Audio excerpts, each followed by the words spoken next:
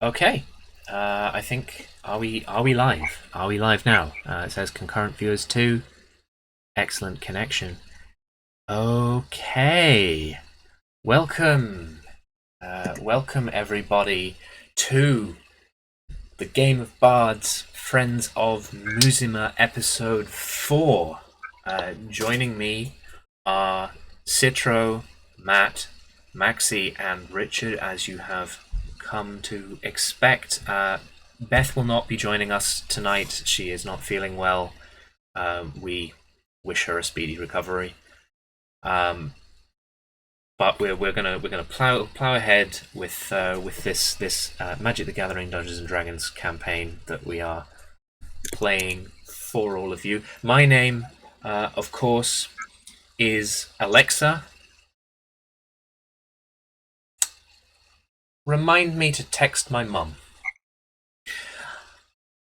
And we are, we're gonna jump back into the game in just a little bit. But first, we're gonna have a little Shimoza, a plane made up of an archipelago of enormous island kingdoms that float in the skies far above the tumultuous lands below. There once lived an Ashio, a fox Ashio, called I Ching Yin.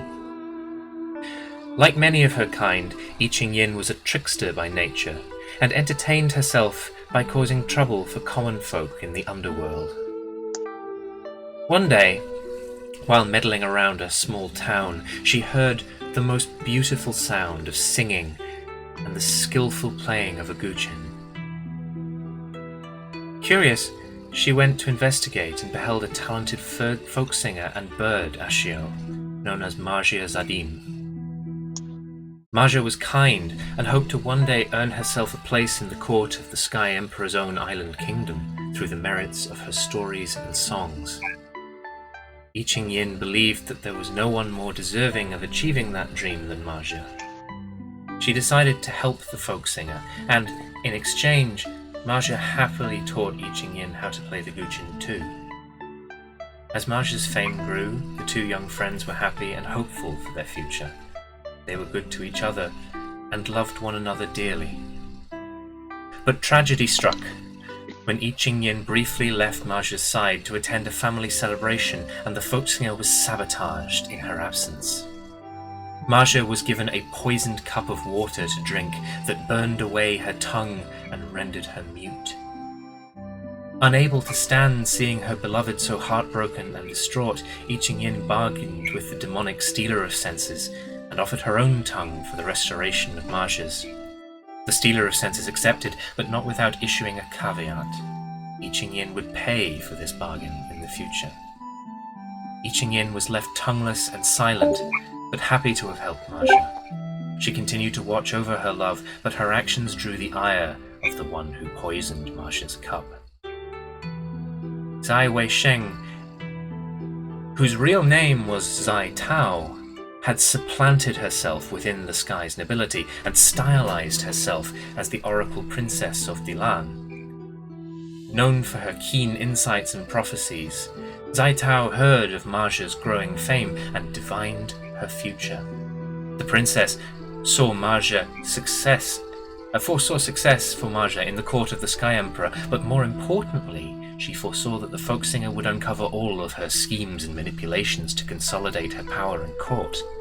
Once aware of the deception, the Sky Emperor would most certainly cast Zai Wei-sheng down into Shimoza's underworld, renouncing her titles and noble recognition within the Sky Kingdoms. To ensure that never came to pass, Zai Tao arranged to have Margia consume poison and destroy her vocal talent. But she never imagined just how devoted one little fox could be for the woman she loved. As soon as Zai Wei-sheng learned of I Ching Yin's meddling, she vowed to repay her act of kindness with a lifetime of suffering. Believing the sabotage well and truly flaunted, I Ching Yin was woefully unprepared for Zai Wei-sheng's revenge. While staying with Margia in the Sky Kingdom of Dilan, Misfortune seemed to follow I Ching Yin at every turn. As her misfortune worsened and started to endanger Marcia as well, she decided to leave and investigate her unnatural run of bad luck.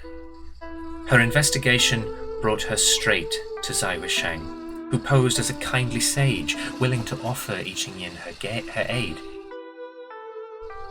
The Jinni found I Ching Yin's lack of speech very entertaining, and so tormented the fox Ashio with cruel and dangerous tasks that could be completed safely had she the voice to do so. This cruelty culminated in I Ching Yin's near death when she was unable to verbalize the command phrase to a pack of temple guardian dogs that would get them to stand down. After being viciously mauled, Zai Tao finally revealed herself to I Ching Yin and mocked her further by threatening to sever each one of her tails unless the fox could beg her for mercy. Naturally, I Ching Yin could not vocalize a plead, so Zai Wusheng tore out all but 2 of her tails. At which point, I Ching Yin's spark ignited from the trauma and she planeswalked for the first time, landing on the plain of Kamigawa. There, she was cared for by some Kitsune priests who recognized she was like them despite her obvious differences in appearance. But whilst she was recovering, I Ching Yin heard a familiar voice in her head. The strangely musical tenor of the Stealer of Senses was something of a comfort to the young fox, even as it was reminding her that, "Now, you are ready to repay my kindness, my disciple."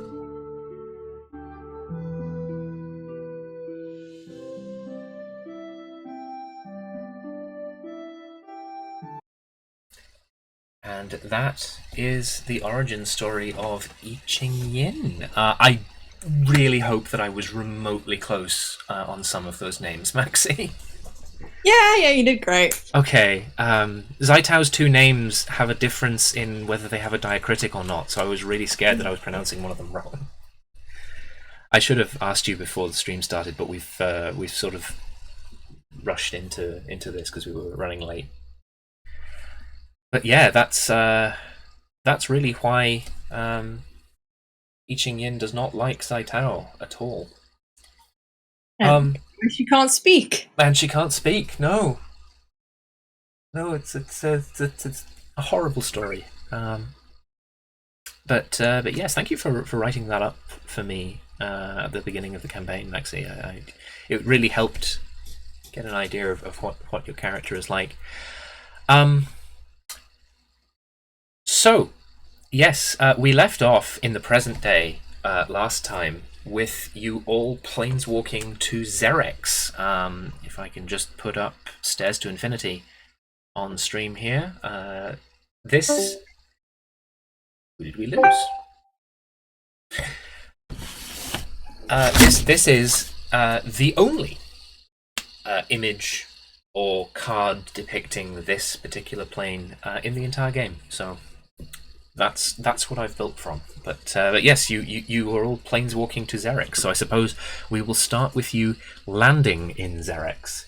I'm going to say that you land on a platform hanging in the middle of a great cavern. The platform itself is made of rough-hewn stone, and the cavern is actually pleasantly warm and reasonably well lit.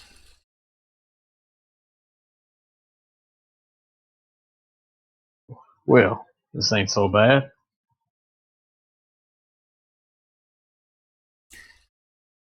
You hear a pair of voices in the distance that say, "Yeah, oh, there's more of them.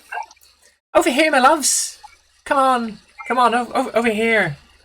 Yes, please, come. Over here.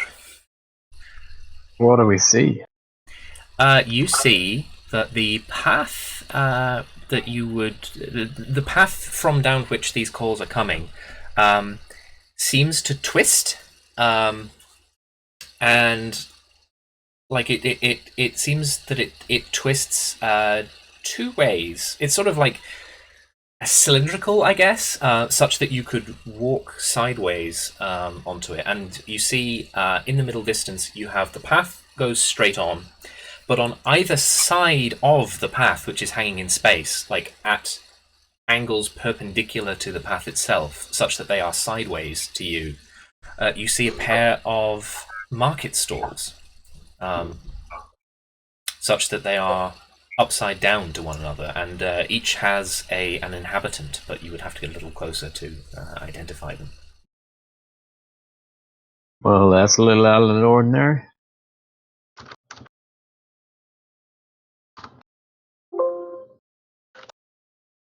I got this. Hello, what's up? Do you just shout from where you are? Well, I'll begin moving towards them, but yeah, I'll quite likely kill them. Like, You hear the voices again. Over here, my loves. Over here. Come speak to Mona. No, no, ignore the hag. Come speak to Vermin. I have what you need.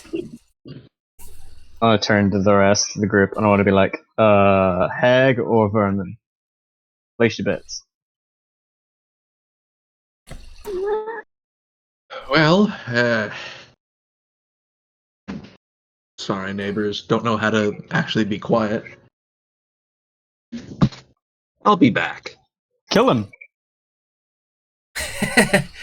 Okay, well, while Matt goes to kill his neighbors, I guess, everybody else needs to make this decision, I think. I'd just like to say hello to the jury who are listening to this recording as evidence there. Hello, jury. Now, let's see. Palomino. Yeah? Why don't you field this one? I can tell you're in your element here. Oh, it's an hotel. Mosey on over there and There are a lot Come on, of my stairs. loves. make it nice with the locals. Don't be frightened. Come on. Come speak to Mona. I can tell you've just arrived. Yes, yes, no, come speak to Vermin. I can help you. We have seen folk like you before, we know that you are new. And don't you have any elevators or? We can't hear you over there, my love. Come closer. Yes, yes, come closer. This way. Look, if you turn left from where you are, you can come over to Vermin. Turn right, you go to Mona, but who wants to talk to that witch? Can we, like, see them? Just about. They're still some distance away. Mona looks to be larger than Vermin, but that might be because Vermin is, like, hunched over. She definitely looks cleaner than Vermin. Beyond that, I don't think you can see a huge amount. So do we want to go to the cleaner lady or the... Well, I like Vermin, but...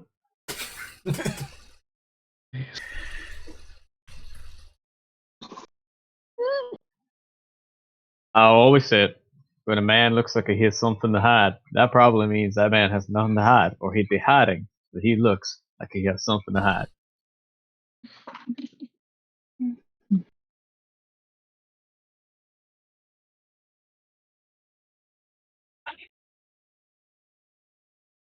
I Ching Yang just kind of like looks from left to right, left to right. Her ears are like just twitching. Sorry, I'm trying to balance multiple things at the moment, and my neighbors still will not shut up. That's okay. I mean, if it's any consolation, I can't hear it on the stream, which means that, like, presumably the listeners can't. Fantastic. I don't really think we got much of a way of judging at the moment. Yeah. I have an idea. Cassidy will take out a coin and just flip it.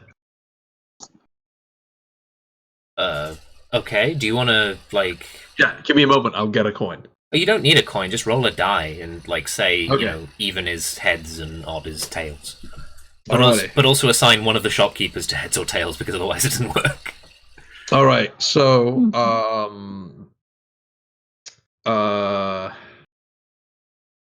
Right to Vermin, left to Hag.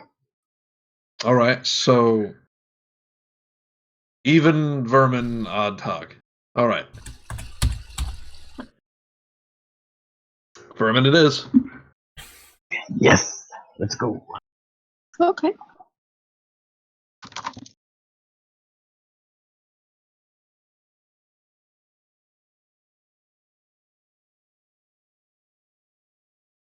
Sorry, what did you say?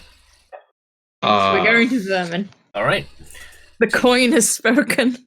Yeah. You turn left, and this is a weird experience. As you're walking like around the cylindrical path that you're on, you realize that the gravity that you're experiencing is always pulling towards the center of the cylinder, meaning that you can walk on basically any side of this like jutting stick of rock as if it were downwards. So really just the whole world revolves around you as you like turn sideways until you can see Vermin's stall in front of you, and you trot on up. Vermin, how to describe Vermin? He's a grubby man in dark wools with a bandana keeping his long hair out of his eyes and fingerless gloves. He's unshaven, and his stall is covered in scrolls and interesting but potentially dangerous looking mushrooms, many of which are bioluminescent. He says, "You made the right choice. Well done." Could I use Thieves' Cant here? No. In fact, you straight up don't have Thieves' Cant because, like, Thieves' Cant is already weird enough as a thing to make work in a non-multiversal, like, setting. I haven't the faintest fucking idea how it would work here. Like, I guess on Paliano, perhaps, you would have, like, a Thieves' Cant. But this is a plane you've never been to. So I think maybe, like, ask on a case-by-case basis whether you have a particular plane's Thieves' Cant, because, like, it's not going to be the same. He says, "Welcome, welcome. My name is Vermin. You made the right choice. I can tell from your bright clothes and odd appearances and the fact that this poor boy is half of a horse that you are not from around here. But you are not from the Sunrise Land either, are you?" "No, that is what we thought when the others came, but that is not true. Not the case. You are from out there." Well, Vermin, if I may so ask you, these others, could you describe them to us? Of course, there was big, skinny, tall lady with lots of jewelry and drapery and such. She was blue. And there was a man with he had a little crossbow and lots of little packets of bullets. And also he was a dog. That was very strange to me. And then there was a man who looked mostly normal, except he had this bright blue cloak that he was wearing. It was completely free of soot and dust. He seemed very rich, so we were very, very interested in securing custom from these people. Can I just say that the physical description of these people being what they were carrying is such a great trait. It is actually, isn't it? I wasn't even thinking Yeah. about that. I was just like, oh, I don't know how to describe these characters in detail from my face. But no, that's totally how Vermin would describe them. Well, my compatriots and I, we happen to be seeking those particular individuals. And Vermin, just between me and you, my name is Solitude. You can call me Sol since we're friends. I will owe you a debt of the greatest gratitude. Should you be able to help us find them, post haste. Yes, I have heard this phrase, I will owe you a debt of the greatest gratitude, before. It means I don't have any money. Is this what it means? That is what it means, my friend. No. Eating yen nods. It's okay. It's okay. I understand that if you are from out there, all of your money that you have it's going to be funny money for us here.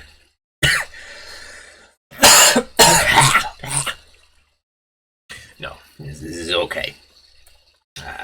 Well, possibly then what I can sell is going to be limited, but I can help you a little. Perhaps we will see.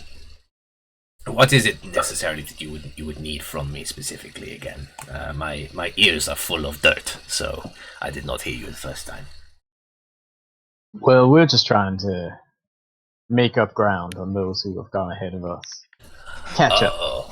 Oh, okay. Perhaps I should not help you. But on the other hand, I don't care about them. Whatever. Yes, okay. They have gone to the Old Cathedral. The Old Cathedral. Yes, they have gone to the Old. I tell them that this is a bad idea. You don't go to the Old Cathedral. It is very dangerous. There are ghosts. There are arachneer. There is something in the open space. Don't know what it is. Nobody goes there. Nobody is alive there except the rector, I suppose.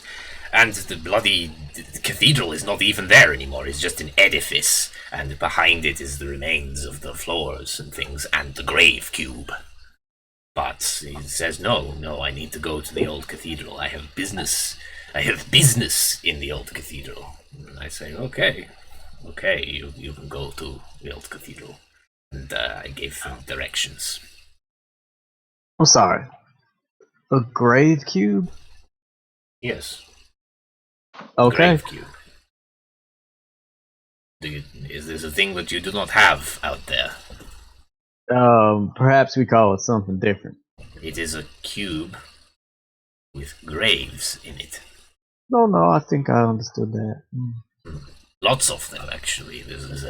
It goes back many generations, many great warriors and other creatures buried there. I say other creatures, mostly humans. I don't know why I said that. So you want to go to Cathedral? As quickly as possible, yes. It's going to be a day's travel at least.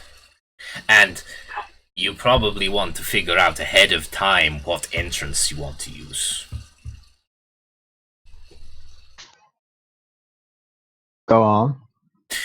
Well, you see, Cathedral is vast, and nobody is supposed to go there anymore. So, there's different ways in.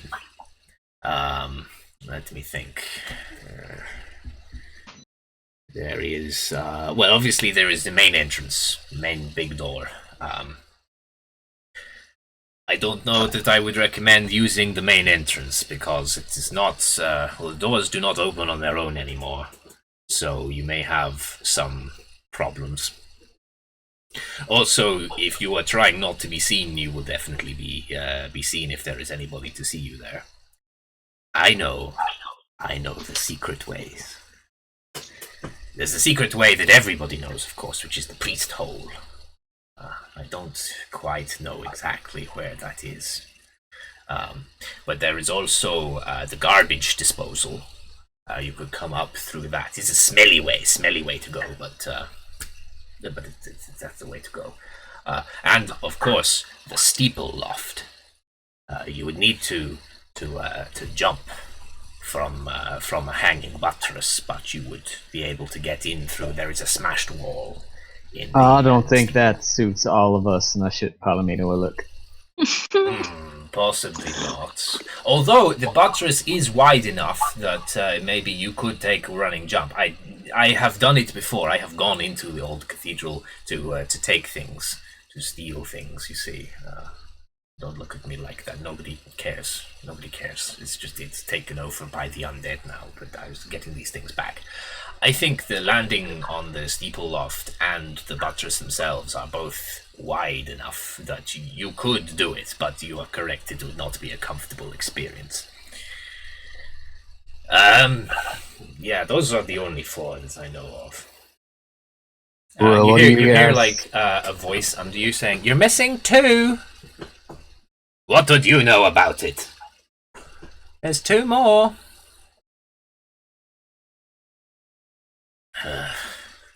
Are you interested? Apparently she knows 2 more. Sure, why not? Does she know faster ones? Maybe, I don't know. Alright, come up. There's a clattering sound beneath you, and suddenly up from behind the stall appears Mona, this plump, beaming woman with a red bob on her round face. And she says, "There's 2 more. There's the old rectory and the nobles gallery." Oh, yes, I forget about rectory, of course. Yes, that would be probably physically simplest way of getting in now. But the rector is there, so whether or not he'll let you in, that's a different matter. What is this nobles gallery? Well, my loves, back when the cathedral was a cathedral, there was a gallery up above everything else while services were happening that the nobles would come in by, so that they didn't have to, associate with the poors and such, and they would be up in from the top. Most of it's collapsed now, but I'm pretty sure that you can actually still get in through the entrance there and then into the main space in the cathedral. Yes, you are right. I always wondered what that was. It's I have seen this, but I did not know you can get in that way. There you go. Oh, and Thurman, do you have any idea where the priest hole is? I have a bit of an idea. I have a bit of idea as well. Maybe we could draw them a map if they want to go that way?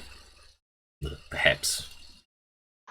But then I am charging them, because I sell. It's all very well for you, just make a map for every John, Dick and Harry or whatever who come to your stall. But I sell maps. It's what I do. So, whatever. So what do you think is best way to go in?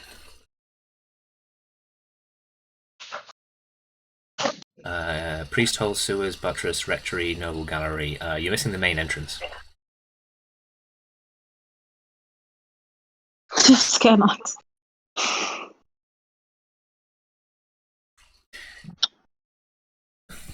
Vermin goes, okay, so yes, you have main entrance, but you will need to be strong to get in this way. You have the buttress. Yes, you will have to be nimble to get in this way. It's a big jump. You have the sewers. My favorite way to get in, but it's very smelly. You will have to be a strong constitution. What about noble gallery? Oh, you got to be careful that way, my loves. Lots of things that could fall on you. You could be crushed under if you're not careful. It was all made of wood, you see, so it's rotting away. Okay, yes, you have to be careful this way. Priest Hall, obviously, we do not know exactly where it is. We know roughly, but you would have to look for it. And obviously, Rectory, easiest way to get in, but you have to convince the Rector to let you through. So. And is that someone we kill or someone we talk to? When you say convince. Oh no, I see you misunderstand. You can do whatever you like. I don't care about the Rector, but he is a nice man. I would not kill him if I did not have a good reason. Protect the Rector. Gotcha. Also, I am fairly certain that there are how do you put it, wards on Cathedral that the Rector is sort of holding together by being alive, so possibly you do not want to kill the rector. Vermin, I fear that my demeanor has betrayed the urgency of our situation. I'm gonna just have a quick word with my friends here, and we'll get back to you. Alright. Am I correct in just saying that we want to go the fastest way? Does anyone have an issue with any of that? Iching Yang shakes her head.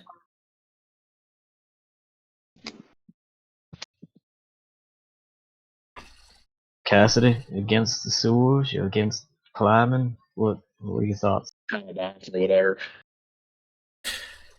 Just so I guess you're all on the same page out of character, all 6 ways take roughly the same amount of time. It's just what kind of saving throw or skill check you'll have to make to get in that's different. I feel like the easiest way might be just talking to that lector guy. Rector? Yeah. I mean, we don't know our way around. I think friendly locals might be our best bet.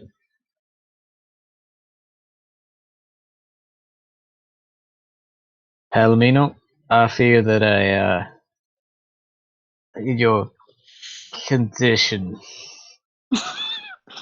Perhaps you might want to make this call for us. I mean, I'm always gonna be a horse. It's fine. It's not a condition we can really recover from. Mm-hmm. It's terminal. Oh, no.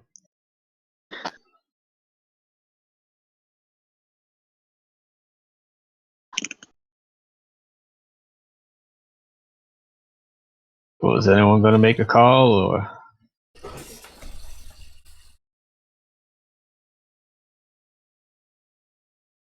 Sure, let's go through the lector way. Okay. We want to meet this man, Lecter. No, he is not. Oh, sorry. He is not called Lecter. Mona, what is his name? Do you know? I don't know. We always just called him the rector. No, yes, but he is rector. He lives in the rectory. Of course, rector of what, you may ask? The cathedral is not there anymore, but that is what he is. Okay, sure. His name is Atlas Banefire, because that's sick as hell. Thank you. Amazing. Richard just posted that, and I guess I got a yes and this stuff. His name is Atlas Banefire. Let me put that in the Well, I thought you were notes. going to go the way of the joke of, I actually always thought his name was Rector. Oh, I should have named him Hannibal. You missed out on that one. Yeah, well, no, Atlas Banefire's cool. I like that as a name. He's Hannibal Rector. Ooh, no, because that will just confuse Matt more. So why do you live at the Grave Cube? Oh, I eat people. That does not confuse me at all. I mean, I don't catch the reference myself, so. Okay, do I need to explain to the non-Brits present what a rector is? Yeah, maybe? Okay, a rector is like a priest or a vicar. Specifically, rectors live in rectories. I mean, they don't now, but they used to. I played Bloodborne. I know priests. Sure, it's a priest who is responsible for a single Sure, rector is to priest as mimic is to chess. I think the idea is that the rector doesn't have to be a priest. It's just that usually they are. They're responsible for a single what's the word? Parish's populace, their flock or whatever, and they live on site at some area very close by to the church. That is what a rector is. At least that is what the cultural idea of a rector has retained being. I think when they were more politically and religiously relevant, there were more specific things that people cared about. But basically, there's a whole load of holiday homes all over the UK and in some parts of Ireland as well that are called the Old Rectory because there used to be a church there and that was where the vicar lived. So that is what a rector is. He is a guy. He's basically at this point the caretaker for the collapsing cathedral. But so that's who you're going to go see then. Mm-hmm. Right. So yes. Okay. Yes. I have always relied on the kindness of strangers. Yes. Very well. But if you want Mep to go to the rectory, then we will have to trade.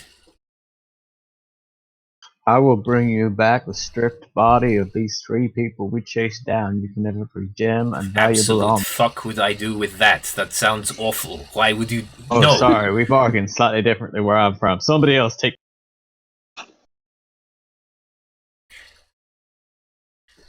I think possibly that that what my husband is saying, my loves, is that he would like something of monetary value.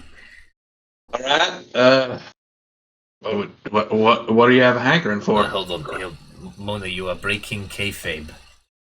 We are supposed, the opposing, whatever. They're not going to buy very much. They don't have new money. Okay. What? Yes. Sorry. This is my wife. We don't. All the nasty things I say about her actually it's all fake. It's just we have slightly competing business model, but we work together a long time and go like, oh, actually, she is a nice lady. We get married, but we still have to play it up that we are opposing because we work so close together. You understand the lies. Now I feel bad that we have lied to you, and you have seen through our clever disguise because my wife, she loves me too much to keep the kayfabe. That's adorable. Once again, very urgent. Right, yes, my loves. What is it you need exactly?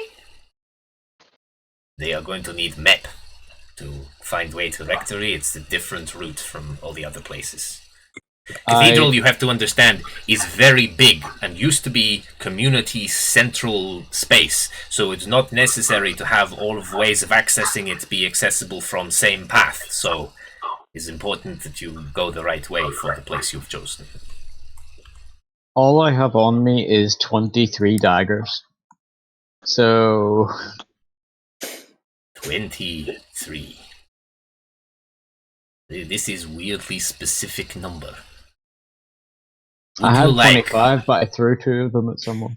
Would you Man like had 23 stab wounds. Would you like have is okay. Look, map to Rectory, not particularly expensive map. This is still very it's still a very publicly accessible route. So we don't charge very much for this. If you give me 1 dagger, then either I give you the map and some change, or I buy your dagger off you, and then you use the money to buy a map from me. But that seems needlessly complicated. Let's not complicate things between friends.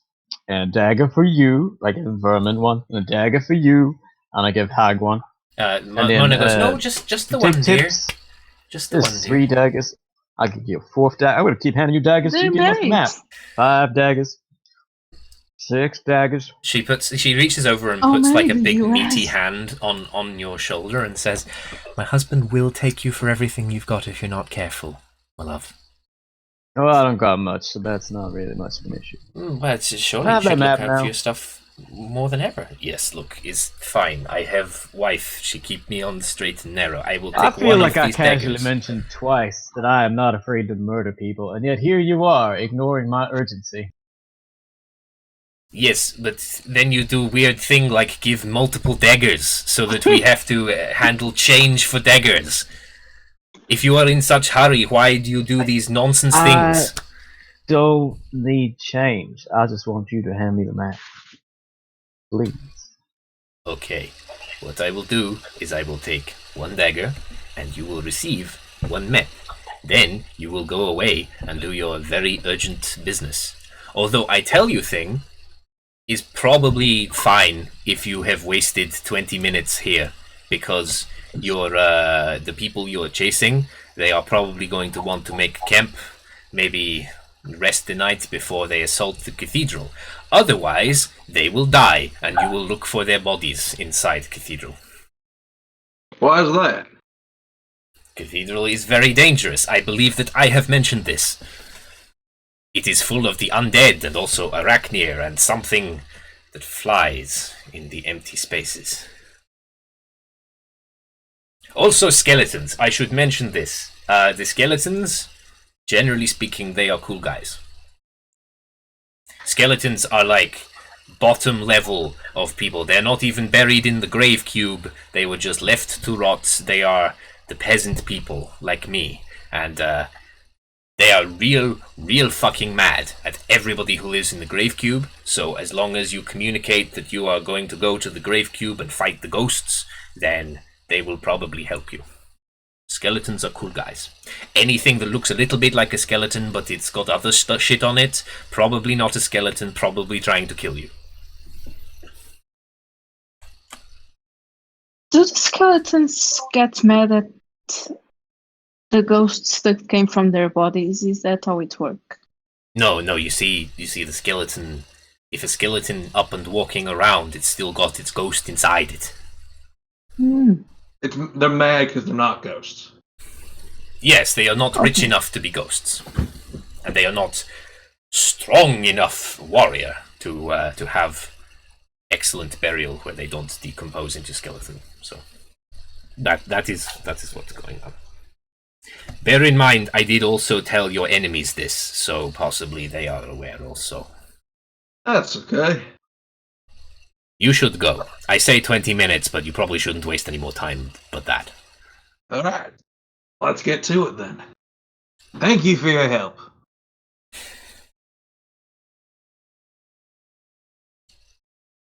I'm sorry about that.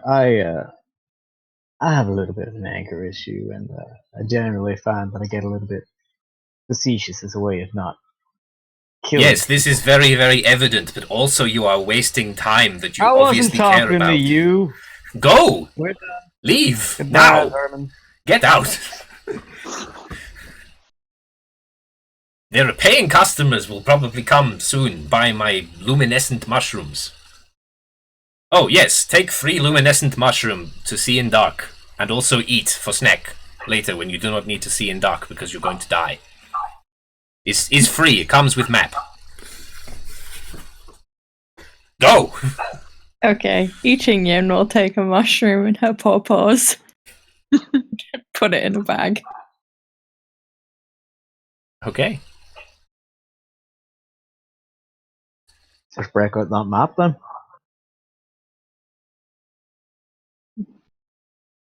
Alright. Yeah, the map shows you that it's a rather crudely drawn map, but it's surprising the level of detail that it is going into on weird things.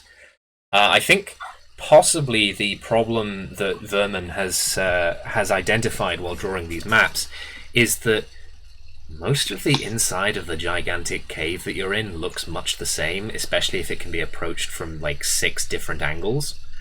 So it's really important to like heavily describe landmarks so that you know where you're going. And ideally, heavily describe 2 different landmarks that can be seen from one another so that you know which direction you're trying to go in.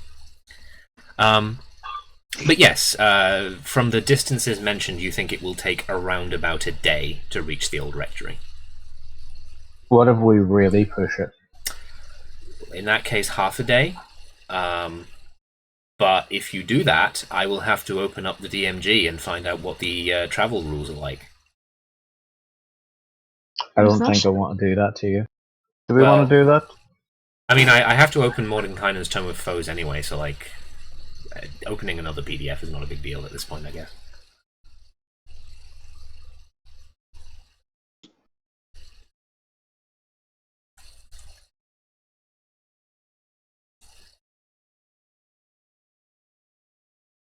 It's up to you, like how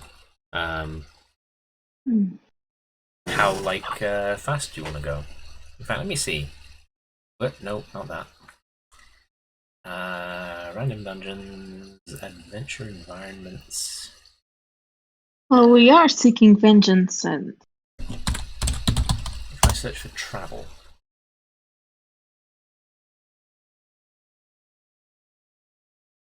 I can gallop. Hopefully I don't fall down. Oh yeah, I guess hang on. This isn't high altitude. It's not the sky, although it might act like it, I guess. Settlements? Extreme cold? Weather? There isn't really any. Ruins? I guess ruins would be like the kind of environment that you're going through, but mainly I'm trying to check out travel. Like, how does the DMG say that travel should work? What the fuck page is that even on?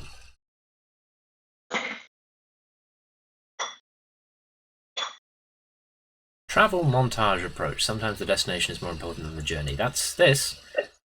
Gloss over the wilderness trek without checking for encounters along the way. Absolutely, I'm going to do that.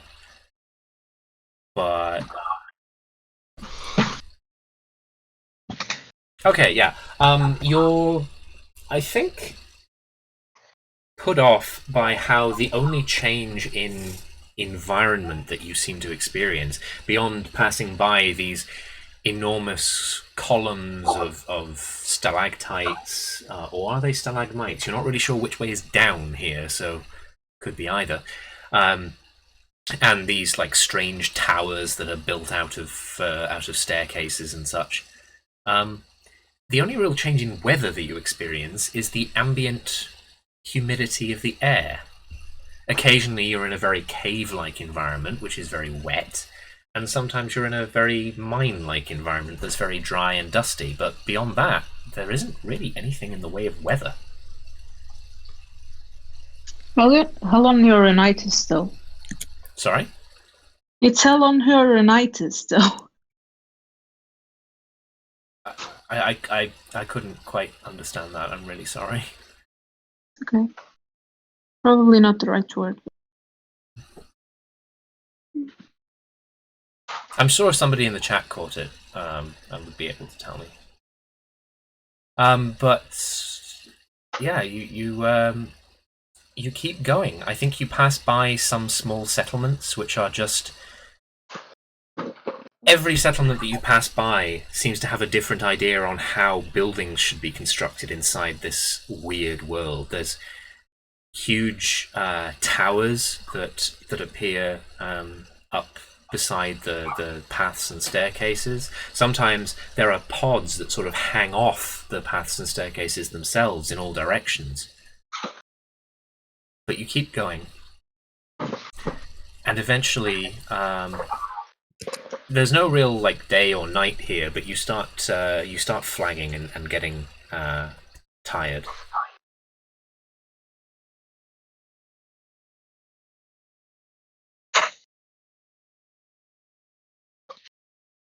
How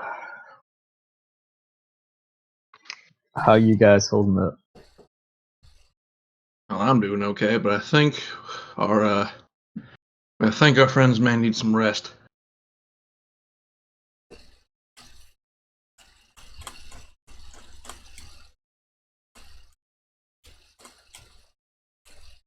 What's the distance looking like on the map?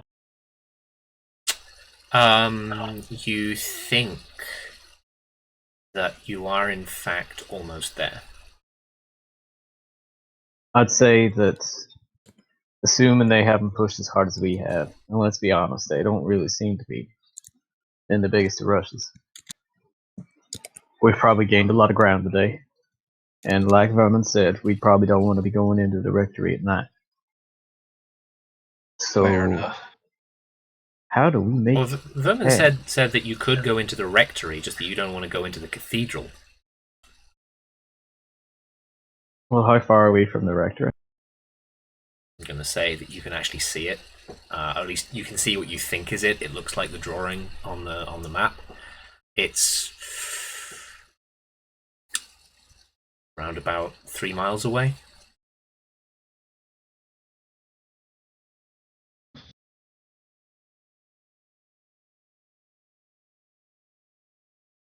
All right, we're almost there. You can probably make it in time. Ching Yin will nod. Mm-hmm.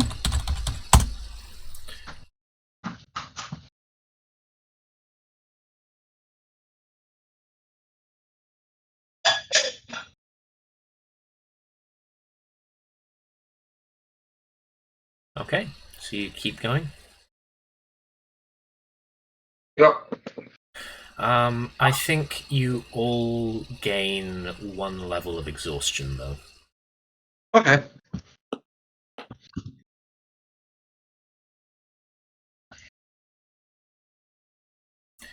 But yeah, you finally make it to the front door of the rundown little hut that makes the rectory.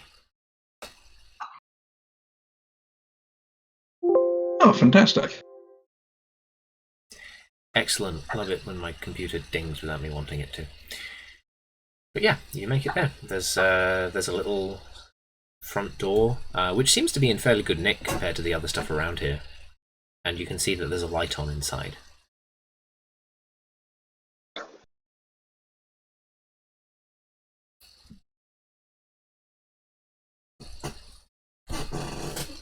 I guess we enter inside. Okay. You go inside. Inside, there is a little, a nice little well-appointed little cottage-type interior. And sitting in front of the flickering fire is an older man with a salt and pepper beard who looks up. He's dressed in a brown sack, and as you come in, he says, "Hello.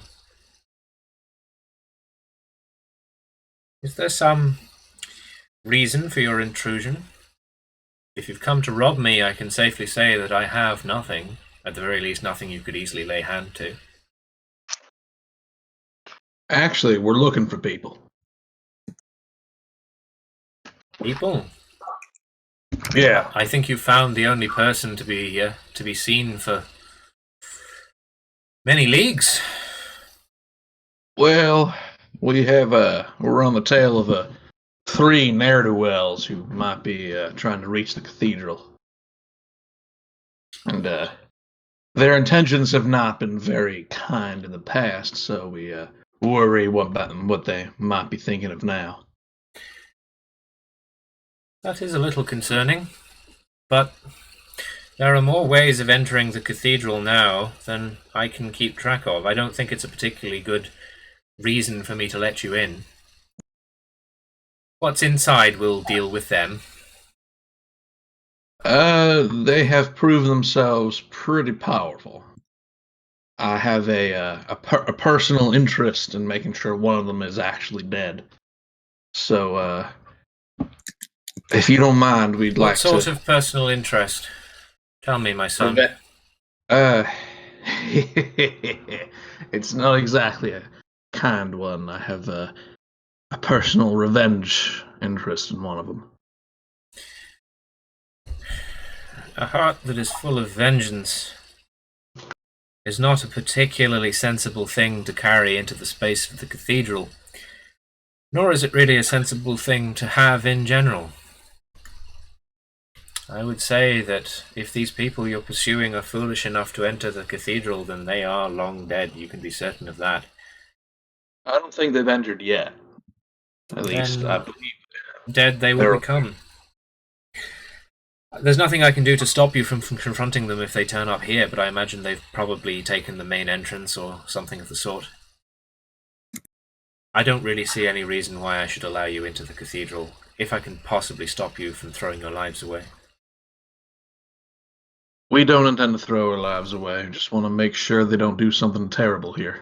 Very few people ever do intend to throw their lives away. If one wishes to end one's own life in Xerex, there are easier and closer to home methods of doing so. But the cathedral is dangerous. I exist here merely to stop people from entering. What would it take to reassure you that we belong inside? What exactly is that supposed to mean?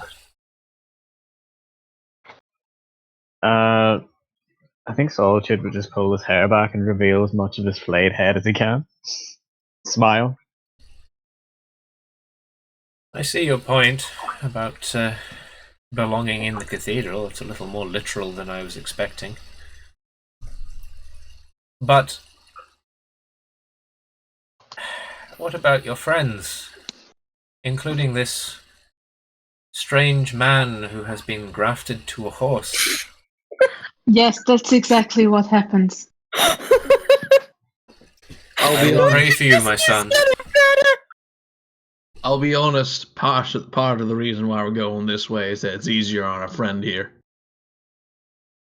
Climbing up or climbing down is not exactly great for him right now.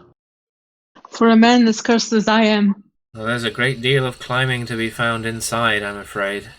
My poor friend Palomino here was cursed by a great undead creature, which has found its way to the grave cube, and we've hunted it here to end his curse. Roll deception Please, with Mr. disadvantage. No, Palomino is fully helping him. He is fucking selling this. Alright, roll deception normally. You're getting help, Palomino just looks sad. but also you're telling an obviously flagrant lie that conflicts with what you've told him previously, so I'm not going to give you, like, non-disadvantage. It. He says, no, he wasn't. Look, How dare you? Palomino, I don't think we're running this past him. I'm just gonna like shake my head up at Palomino in a way that just says, it's not gonna work, buddy.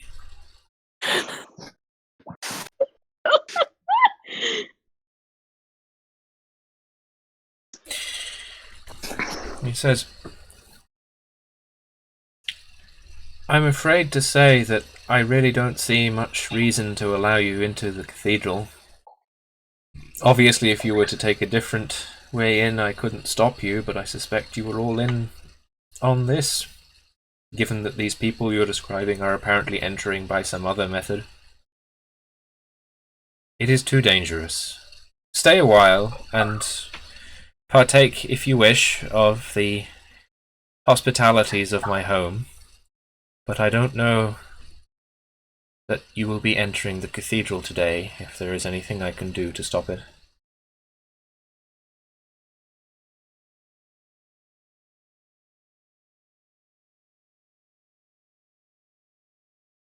If you know that we're gonna seek out another entrance, why not just call it quits? You know, we can spend the night, all get to know each other, and maybe tomorrow you just let us.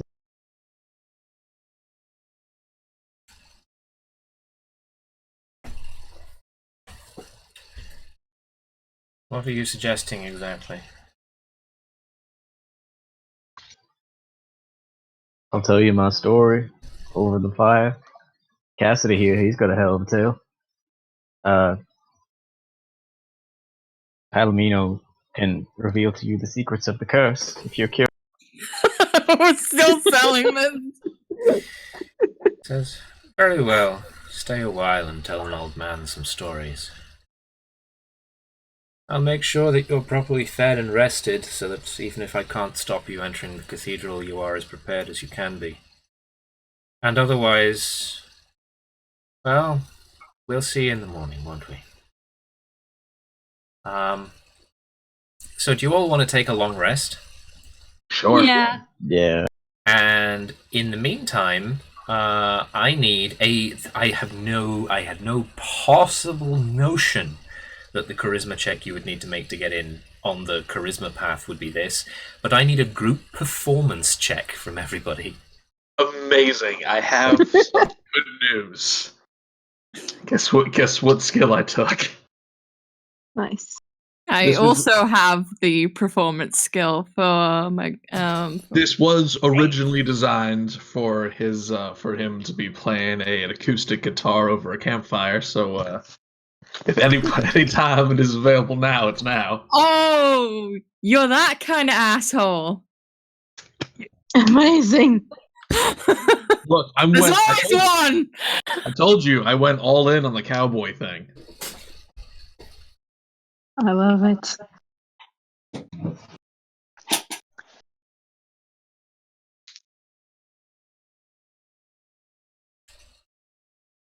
Okay. So my check is a 24. 24 is good. What about the rest of you? Mine was a 17. 17 is good, 10 is bad.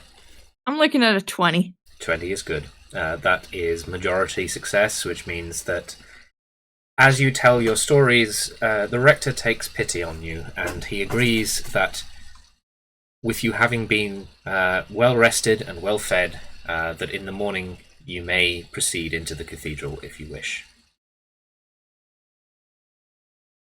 So yeah, take all the full benefits of a long rest, and I should have like a sound effect that just goes like bong, but like it is 7 a.m. Dawn of the final day.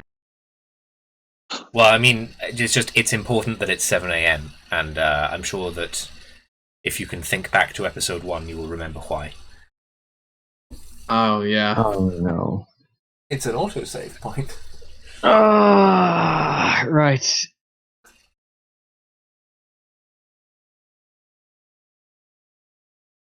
Presumably at some point during the night we find out this man's name. Yes, you learn that he is called Atlas Banefire, and that he used to be a battle priest. But he will not speak of what he battled against, only that now he maintains the wards that keep the undead inside the cathedral. Hmm.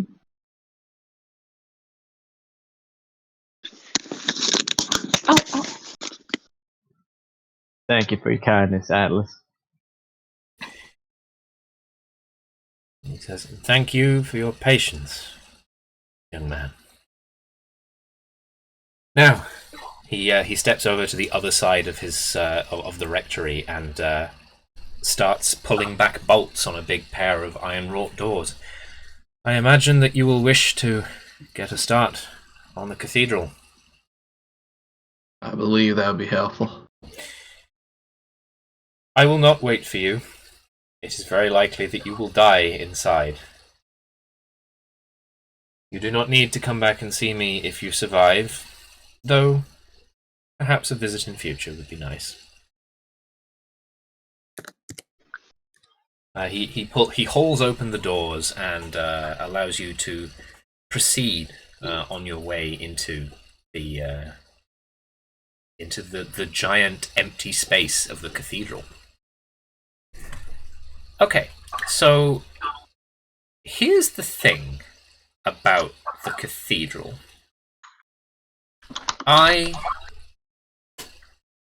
For days, weeks even, I knew this dungeon was coming up, and I was like, how the hell am I going to model this dungeon such that I can keep it straight in my head, show it to people, that sort of thing. And I asked on Reddit. Those guys were not very helpful, which I guess I should have expected. Eventually, because I mean, like I would use like normal mapping software, obviously, but the problem with that is that it's not really like built to deal with environments. Like even the ones that do 3D environments can't deal with environments where you can be on either side of each surface and like you can be on like walls and shit like that.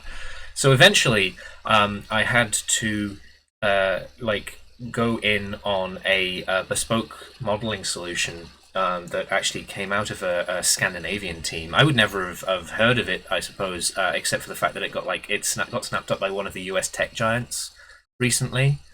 So anyway, here we are with the map. You can see it on the stream, I guess. There we go. It all loads in, and the rectory is specifically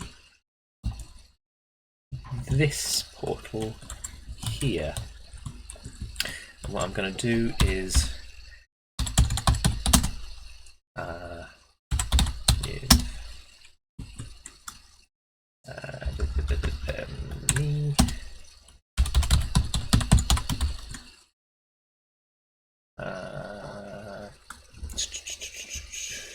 well, first of all, night vision. because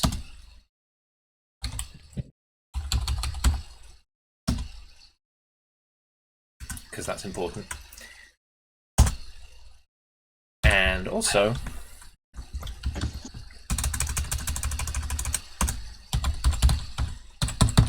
that. So yeah, you enter. I don't really know how to screen share this to everybody. I think possibly. I think if you do a go live on Discord, we can see. Now I can, but the problem with that is that I'm then streaming to 2 different places, and I don't actually know that my computer can handle that.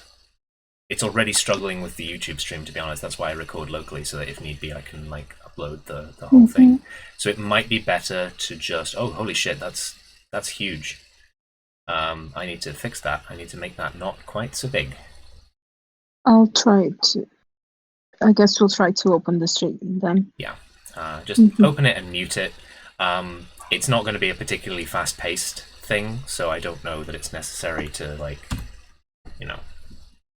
The stream delay shouldn't be an issue, I guess.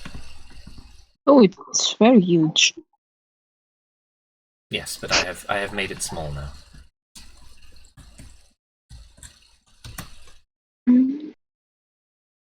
Oh no, don't use 4G for this.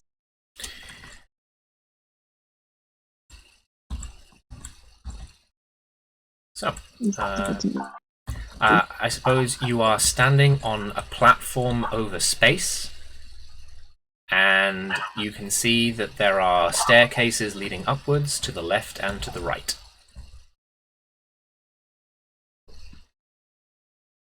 Which way do you go?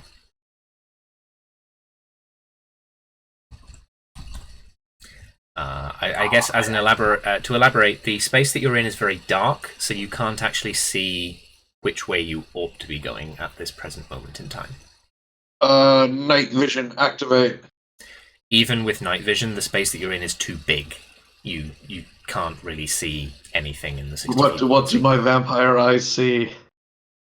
I guess your vampire eyes see like a little way up the staircases, so you would be able to see, for instance, that the one to the left is much bigger, like much longer than the one to the right, and also that the one to the right would involve stepping on the staircase in one orientation and then like getting off it on a different orientation. So that's where we're at with that. Welcome to Centaur Hell. Yes, indeed. So left or right?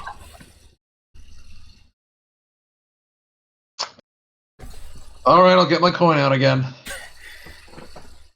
What did we go before, right? Yeah, we went right last time. Let's go right again. Went well. Okay.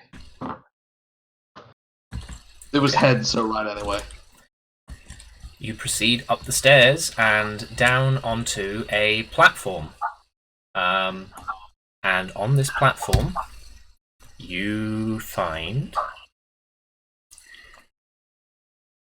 a being. In fact, I think you probably spy it from a little ways away while you're on the stairs. You see this moving creature of some description. It's humanoid. It's vaguely spectral. Let's see. There's a sort of like vague red glow inside it. And it is carrying a large axe. It doesn't appear to have seen you yet. That looks... Can we kill it? I mean, probably, but we could try to, like... Minecraft just disappeared. I'm not sure if that's supposed that is intentional, yes. Sorry. Oh, okay. I'm not going to keep it on stream the whole time because it means that like the viewers are watching the like menu screen whenever we're not actually moving around the environment, which is not not particularly interesting. I just wanted everyone to know we started streaming 69 minutes ago. Nice. Nice. Okay, I would like to draw my ghost blade. Okay. The creature just seems to be wandering around, largely aimlessly. But you hear, like on the empty air, the sounds that it's making, and it says things like.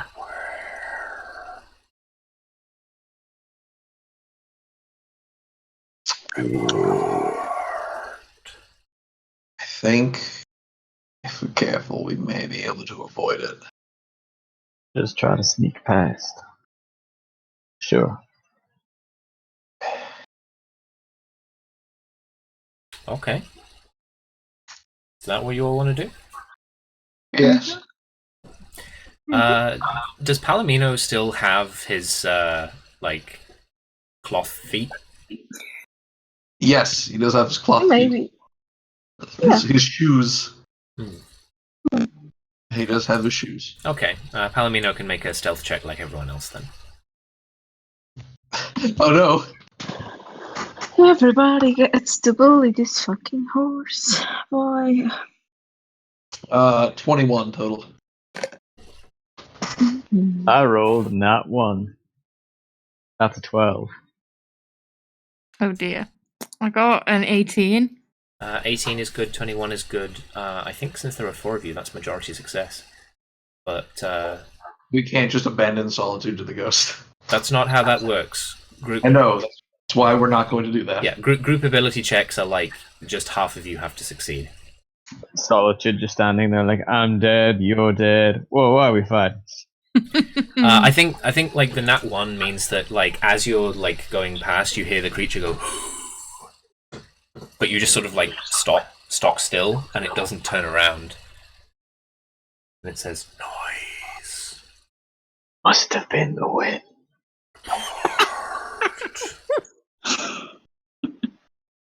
And it just marches over to like the edge of the panel. Okay. You've made it to the other side of the space that you're on. You find that there's only one other staircase, which goes ahead of you. Okay. I'm gonna use 6 cardinal directions, because otherwise this is gonna get confusing. And they're going to be north, south, east, west, skyward, and earthward. But I want to be clear that skyward and earthward do not to you feel like up and down. Like down is just towards the platform that you're on at any given time, which could be any direction. So in this particular case, the staircase extends skyward. But to you it just seems like it's forward. So unless you want to like creep back again, that's pretty much the only way you can go. So you going that way? Sure. Okay. You come to a platform with nothing on it, and the only exit from this platform is oh Christ! You have to embrace Christ the Lord to get out this platform.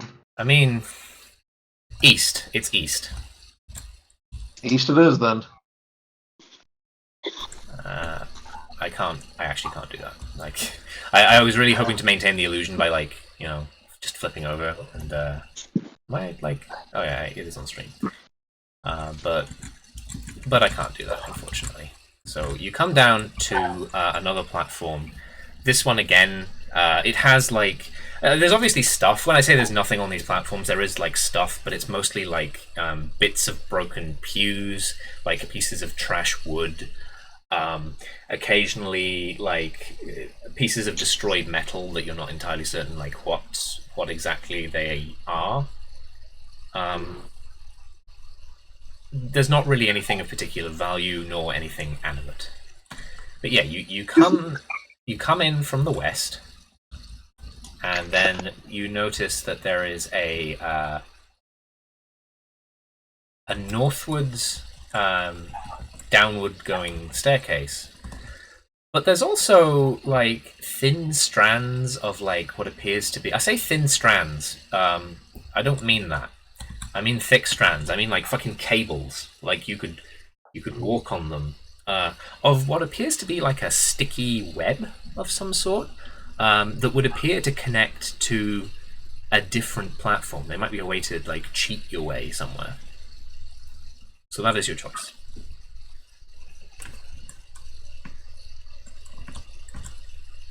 Oh, I'm gonna say that the pews might be a good sign that we're going in the right direction. Possible. Mhm. Can you still do that thing where you magically look at Sathram? I mean, I can try. We're on the same plane, so it's probably going to be a little easier. He concentrates, and just like the sheer like just like red light emerges from his eyes, and he casts Scry on our resident asshole time mage. Okay. Time roulette go. I need to open the player's handbook here to look at scrying.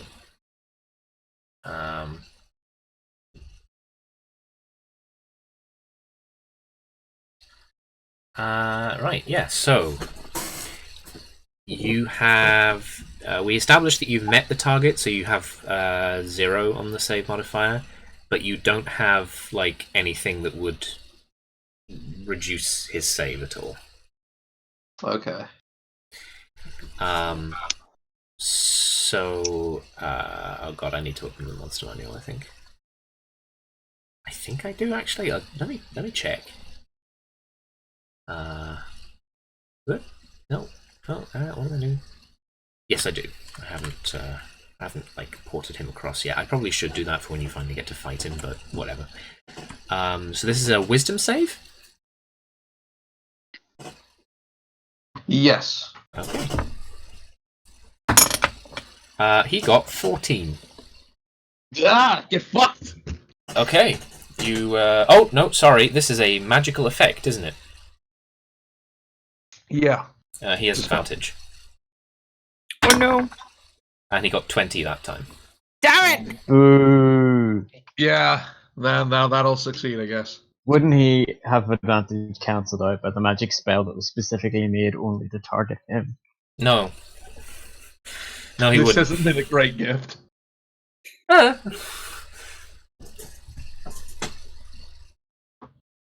That's okay. I have another method to find him. I yell. Sorry. Because I'm also a ranger, and my favorite enemy is humanoid, which he is. It's true. Also, Harzog is a humanoid. In fact, they're all humanoids. Yeah, so I took it. All right. So, so the ranger is kind of like the fucking like joke of the player classes, at least in the player's handbook. I always thought the UA ranger looked better, but they didn't go with that one, unfortunately.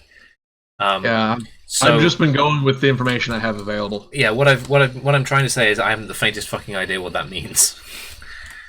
So first of all,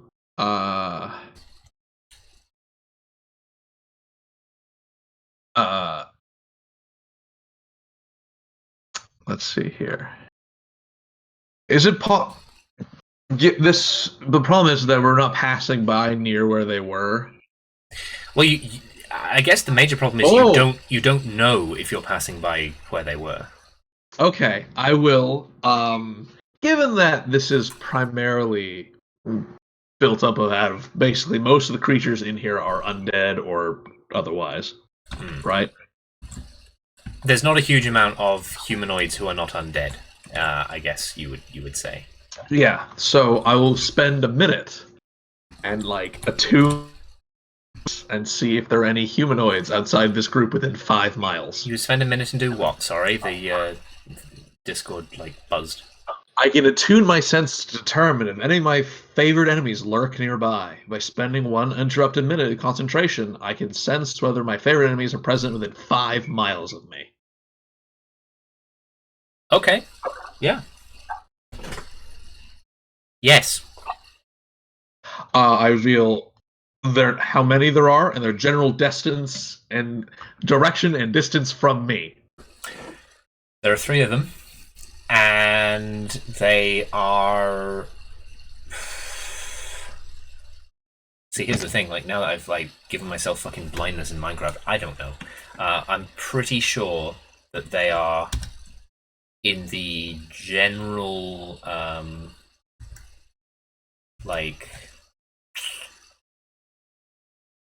east skyward direction. Okay. So now, so like, They're quite some distance from you. okay, but I know where they are. Yeah. Okay. And I can keep doing this, so like I can just like attune myself to where they are. Mm-hmm. Are you doing some like anime bullshit where you're like checking every single fucking atom of air and No, like, being able to tell? it's more edgy than that. He's like, I can smell their blood. Yeah. Just go full Aku on them. Very well. Well, Samurai, I smell you. your choice is north or south. Here, southwards is the spider web. We're probably not going to go through the spider web because poor Palomino will not survive. The web. That's fair. The web like strands are actually really thick. They're like the thickness of your fist, and they are pretty like well webbed, such that you feel like Palomino could walk on them reasonably well. Okay. Of course, sure, they might let's still go be through the- sticky, but you know. Oh yeah, but we can deal with that. Okay. I have like oil I can just put on it. You have sticky stuff remover? Yeah, it's just called cooking oil. Alright, I didn't know that. Does cooking oil like remove stickiness? Yeah, it's oil in general like counteracts stickiness. It's still sticky, but not like to the point where if you just move your foot, it will not go away. Cool. You going If that you way? put Nick? something sticky and something greasy, it should counteract. Trust me, I'm a scientist. They use it to turn like sticky stuff into like kind of a gel that like scrape off the sidewalk. Oh, I didn't know that. It's dumb and it looks gross. Okay, well, so do you step onto the spider webs then? Sure. You can see that the spider web is slung between this platform and another platform in the distance. But you also, as you're walking along the strands, you realize that the strands are being vibrated by something that is writhing at the center of the web. Man, that sucks. That sucks to be it. Yeah. You never actually find out what it is. Yeah, sucks to be that thing. You make it to the other platform. Yes. And I've just realized that what I can do is look at my notes on my tablet, and then I don't have to keep like pausing Minecraft. We're inventing the technology as we go, but this might be like productive because this particular plane might go over 2 sessions. But yeah, you arrive on another pad that was of the same orientation as the one that you left. And yeah, you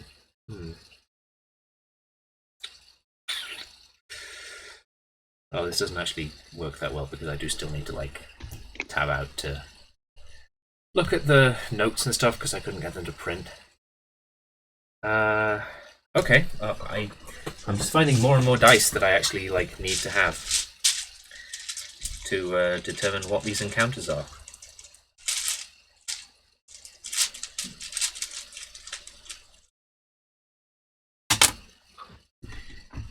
You see 4 tall white figures in leather armor, just sort of lurching around on this platform. They don't appear to have noticed you yet. Ryan, I suppose we should probably try to avoid those two. They don't look nice. Yeah. I mean, I was going to suggest maybe they were skeletons, but you know what? I'm gonna. You can tell from this distance they're not skeletons. They have like most of their flesh. They appear to be like really dried out, like bogmen. Yeah, they don't look nice. And they have like evil-looking, glowing red eyes.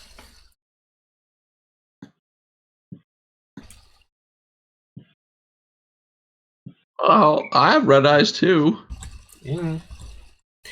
You can see there's only one exit to this platform, and it is a downward going staircase in the southern direction.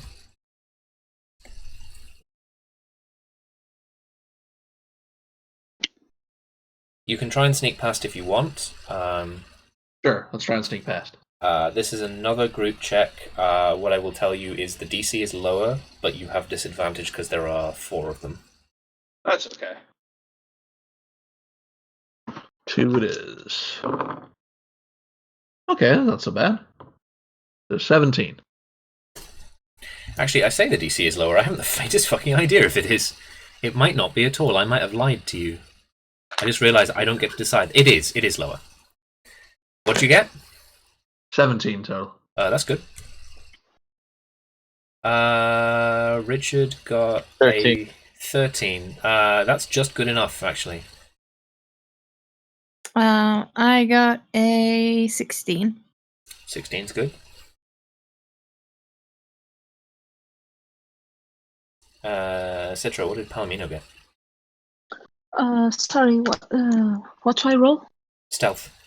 Stealth, okay. Don't be suspicious. Don't be suspicious. Oh, and you have disadvantage because there are 4 of them. Mm-hmm.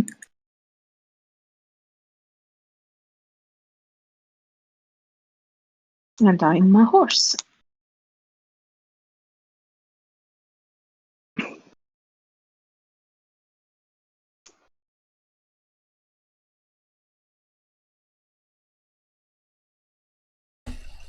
A 12. 12 is bad, but thankfully you are buoyed by the rest of them. Like, occasionally as you're passing by, you hear them go... and in fact, I think one of them gets so close that you like feel its armor like brush against your flank, but they don't appear to notice you as you step on into the darkness and presumably down this southern staircase. Yeah. Cassidy is just constantly using his hunter's vision, is just like constantly checking on their progress and where we are compared to them. Basically, you know how in adventure games and RPGs you're trying to constantly check your objective. That's what he's doing. Yeah, they're still a ways away from you. You think they probably took a different entrance into the cathedral, which is why they're so far away, given that they appear to be circling the way that you're circling. You come to another one of these pads, on which is a plinth, and on that, a large, 4-armed humanoid statue of a person who doesn't look completely unlike the Rector is standing.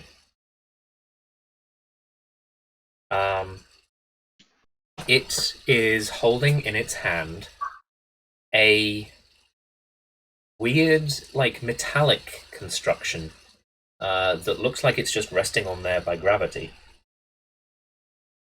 It's sort of like a sphere of metal bands with some sort of hovering metal mesh of an odd design inside.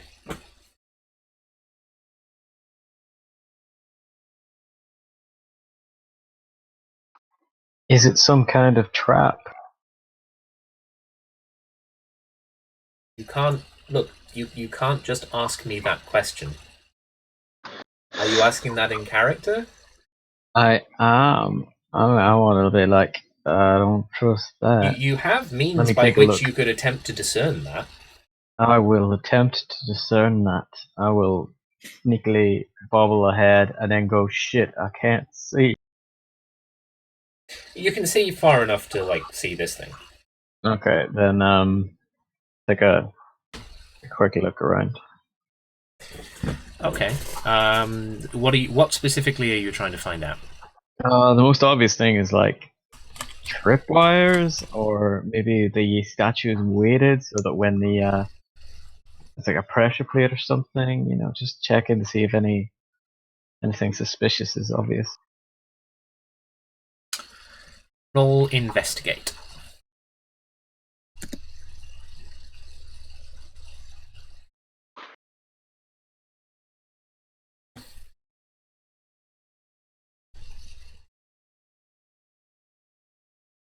Ten.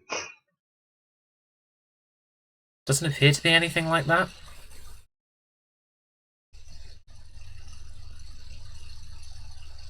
Nothing like any of the things that you said, at least. Seems fine. I'm gonna grab it. Grab what? Sorry? That metal ball thing. Metal ball made of bands. Okay. I think you probably have to, like, climb the statue. Because it is a large statue. It's not, like, human size. It is, like, big. But that's easily enough done. I don't think you even need to roll for that. You climb up the statue, and yeah, the ball, it sits in front of you. Do you want to examine it, or just take it? I'll take a quick look. Okay.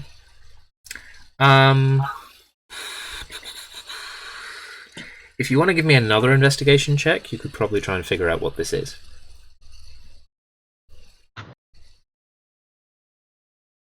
I have a suspicion that's in that one. Okay. You haven't the faintest idea what this thing is, and you almost lose your balance trying to, like, lean in to look at it. What's your suspicion? I think it's one of the wards the rector talked about. Maybe.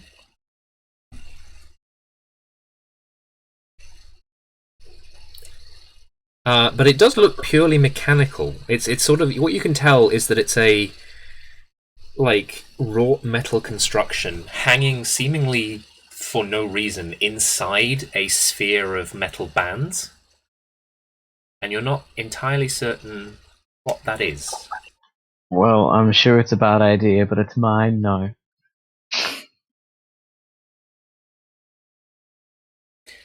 Okay, do you just reach out and take it? Yeah. Which hand do I lose? It's not really about the hand that you lose, and more about the hand that has you by the scruff of the neck. The rest of you, as soon as, like, the and it, like, turns him around in its hand to look deep into its stony eyes.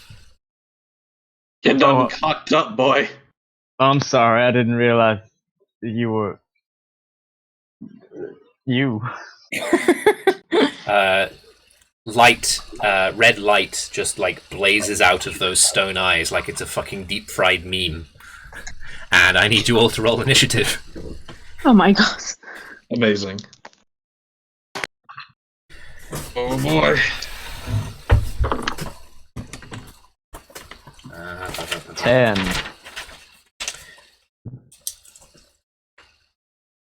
In it. So, write down your initiatives in the chat so I can see them. So, 10 for Solitude, 13 for Ichin Yen. Cassidy is 17, and what's Palomino?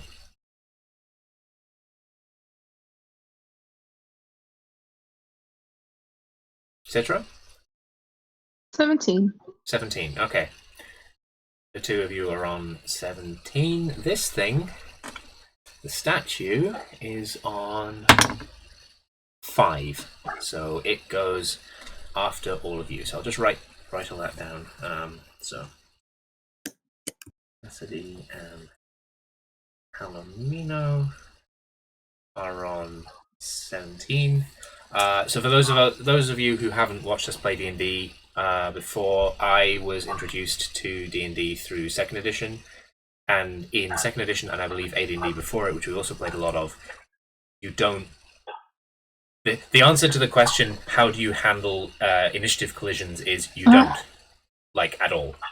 And I sort of like melded that with 5th edition's thing, where basically if there's a thing that absolutely positively cannot take place at the same time, then the better dex wins, but otherwise we don't care. It's just both actions resolve at the end of the turn tick. Because it creates fun stuff where like a goblin can like hurt you while being killed. That's fun. Just so we don't get letters, you understand.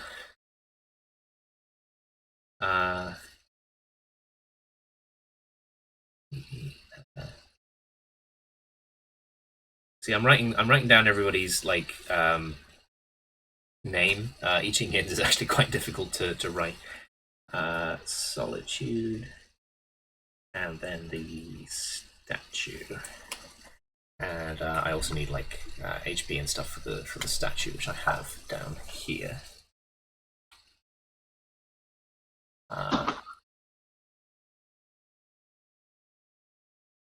Okay, so Cassidy and Palomino are first up. Mm-hmm. Oh, nice. Shall we say what Cassidy does first?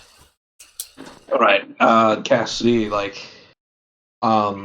give me a moment. I need to see how.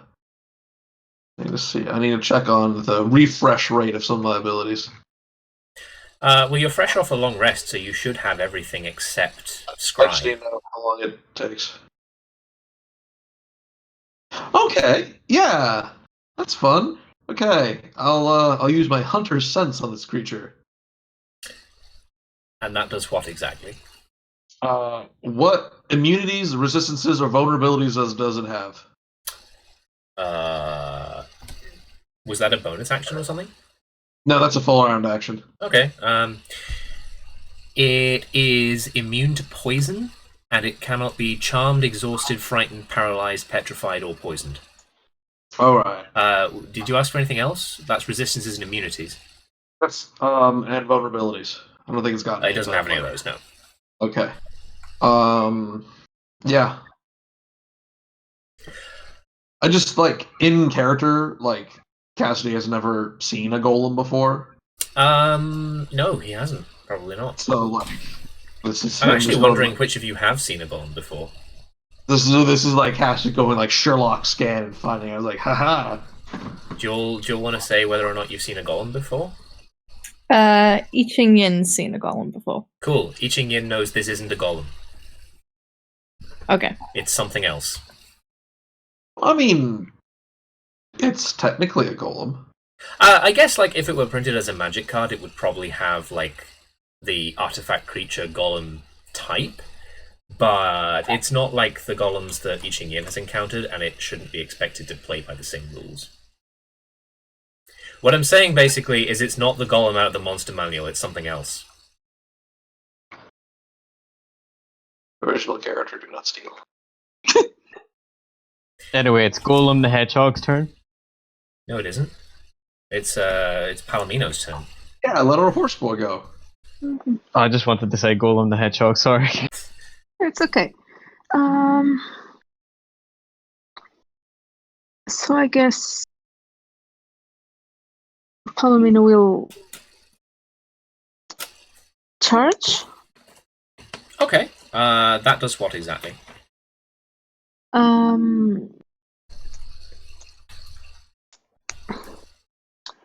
Okay, so he's going to rush and bonk them in the head with his hooves and his quarterstaff. Okay. The head might be a tall order. Even given how large Palomino is, like the head of this statue is still... You would have to reach up to hit it. Which is difficult to do with a weapon you're trying to deal damage with, because it would be like at the edge of your reach.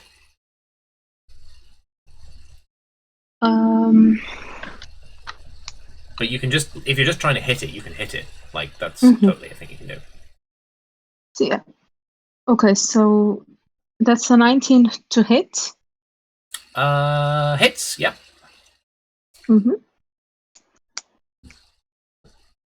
Is this a magical or a non-magical attack? It's a melee attack. It's just it's in with the quarterstaff. Right, but the quarterstaff isn't itself magical. I guess not. Doesn't make much sense for it to be. Okay. It's not a magic weapon, I guess, is what I'm saying. Mm-hmm. Roll your damage then. 9 damage plus 8 from the hooves, so 17 damage. Weirdly, you don't feel like you're doing as much damage to this thing as you ought to be. It didn't seem to be very hurt by your attack. You think you did hurt it, but Is it resistant to like non-magical damage? yes. Sorry, I didn't read that out to you because it was on like a different line. It is resistant to bludgeoning, piercing, and slashing from non-magical attacks. So Cassidy would know that. Yes. I'm going to say to resolve the timeline that because both of you are on the same initiative, Cassidy does not have enough time to yell. Oh yeah, to you. absolutely. Yeah. Also, I need to do maths in my head, and I can't. Calculator. No, it's fine. I've figured it out. Next up is I Ching Yen. Okay.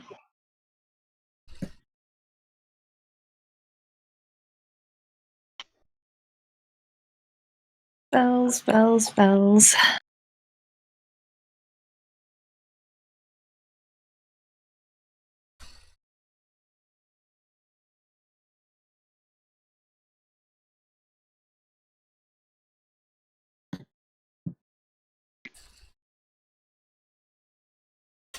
Okay. Okay. Thing. Go. I am going to cast what hit? Okay, it's a ranged spell attack. Cool. I'm gonna cast Chill Touch. Okay. Give him the touch. Sure. Like cast Chill Touch.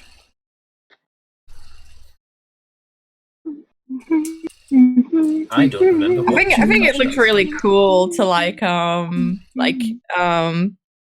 as she's playing on her Guchin, like just summons this spectral hand. Nice. What song do you play to summon the spectral hand? Nothing that you will ever have heard. It's true. Okay, well, make a ranged spell attack against the creature to assail it with the chill of the grave. 22 to hit. 22 to hit. That will hit. Absolutely. Okay, it's when you reach 5th level, so it's 2d8 now.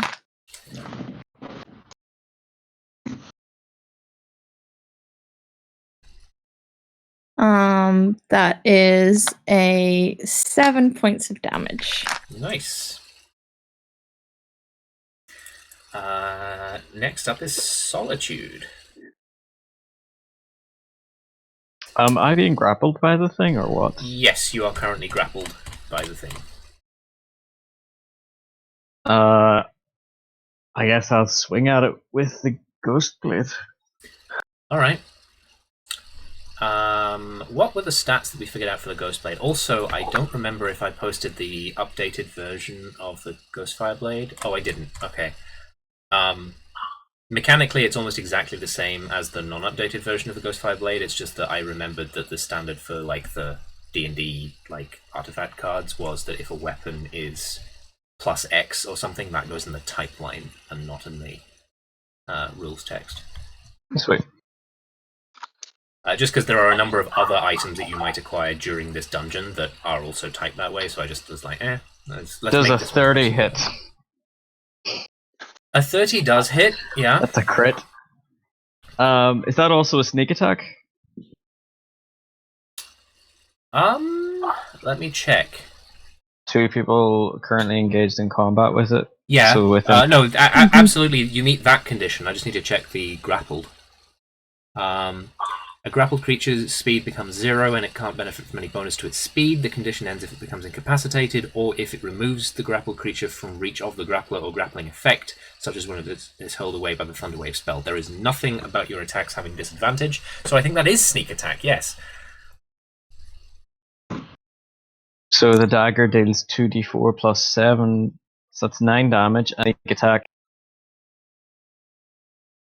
9 damage sneak attack. This is a magic weapon, which means that you bypass its resistance. So yeah. Another 22 damage. Another 22 damage. What? 22. Is that on top of the 9 or including the 9? The 9 is the dagger, and the 22 is the sneak attack damage. I had to roll them separately because they're different. Oh, okay. Right. Nice. But the sneak attack is with the dagger, right?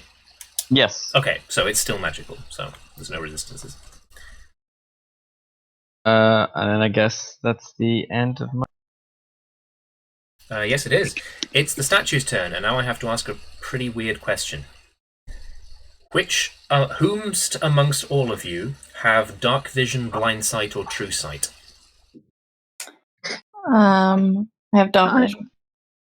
I have dark vision through the goggles. Oh Christ. I think that counts. And what about the dead boys? Do either of you have dark vision? I have dark vision. Solitude? I do not. Okay, you don't have dark vision. Right. Which means that this thing has advantage on attack rolls made against everybody except Solitude. I have dark vision. Yeah, no, having dark vision is the debuff. Oh! Like, it has advantage on attack rolls against anything that has dark vision. Oh, nice. This is a sick-ass creature. By the I mean, press... I only have it because of something I'm wearing. Yeah, that's the You thing. just I was take like, off. yeah, if you take it off, I imagine it would stop having advantage, but then also you would not be able to see in the dark, so... I think it's up to you. I'd say taking off you could probably do as a bonus action? They're just goggles.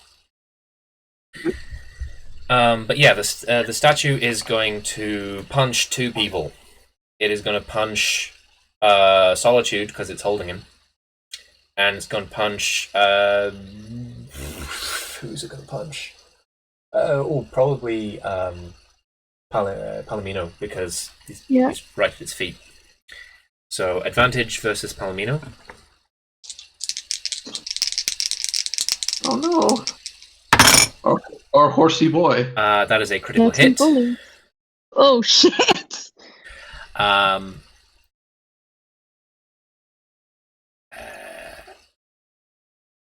Where the hell?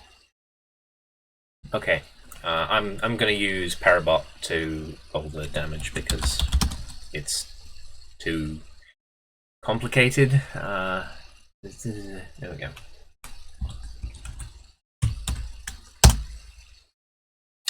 So you take 11 points of bludgeoning damage? Yes, bludgeoning damage. And Solitude, who does not have dark vision and is therefore being attacked normally, it rolled a 10. That does not hit. Okay. So yeah, now it's Castian Palomino's turn again.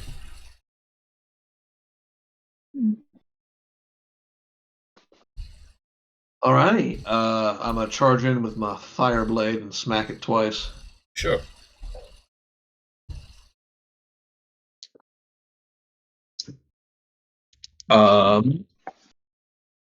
Alright, so 18. And 18 hits. 21, so both hit. 21 hits, yeah. Alrighty.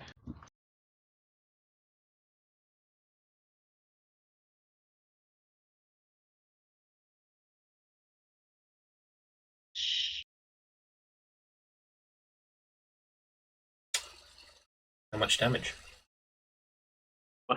Bowling.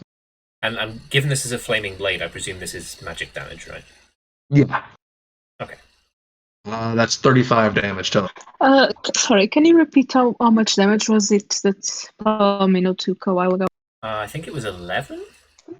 Yeah. I think it was 11. Yeah, it's in the Was chat. what? It's in the chat. It was 11. Okay. Just 11 bludgeoning damage from getting punched by a 4-armed statue. Fair. I think this is probably the less agreeable of the 2 4-armed entities that you are intimately familiar with. Culver never punched you. Okay, so I think what Palomino is gonna do, since he's so close, is shocking grasp the guy. Okay, sure, why not?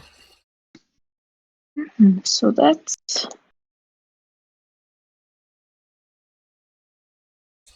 roll +7.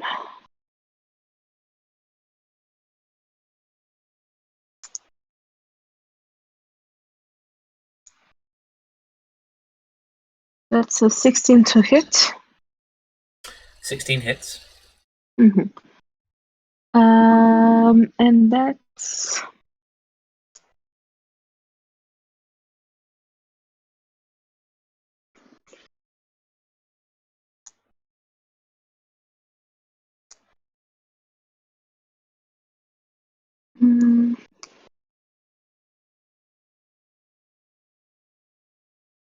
oh, I rolled a 2 and a 1. It's 3 damage.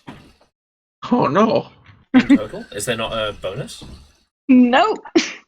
No strength or dex bonus to your Nope. damage?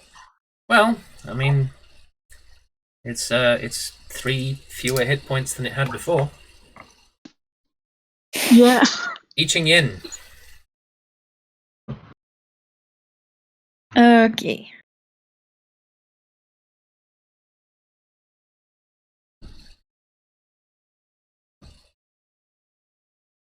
I think that I am gonna switch tact.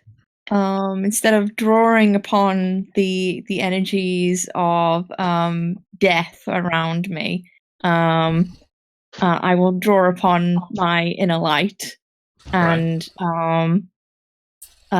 play upon my Guchin and cast Guiding Bolt. Okay. Guiding bolt. A classic. As a flash of light streaks towards a creature of your choice within range, make a ranged spell attack against the target.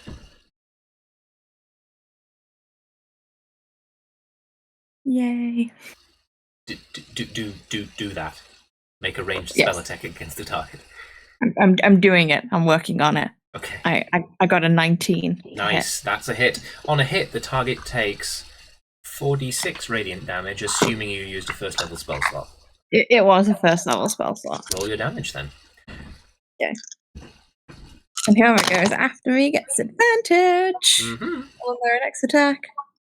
So that's 2 freeze, which is 6 plus 4, 10, 5. That's 15 points of radiant damage. Well, it couldn't be something easy, could it? Although, to be honest, that would be easy if you run like a round number.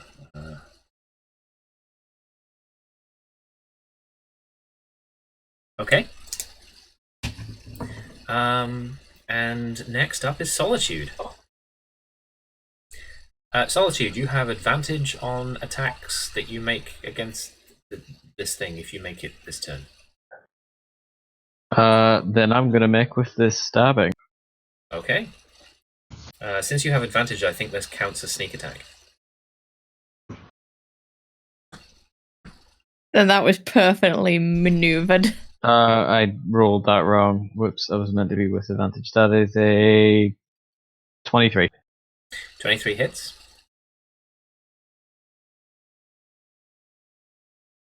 And your damage? Ah, yes. 22. 22 points of damage. Like, bits are being chipped off the statue now. It looks quite hurt. Let go of me, you piece of junk. But the statue is going to...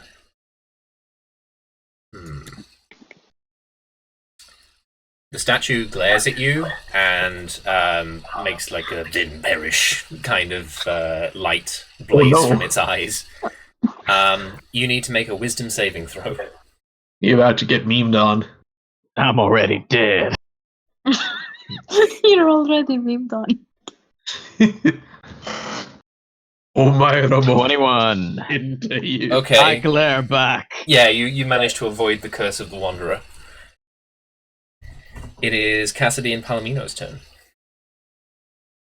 Alrighty, it's time to slash it to pieces.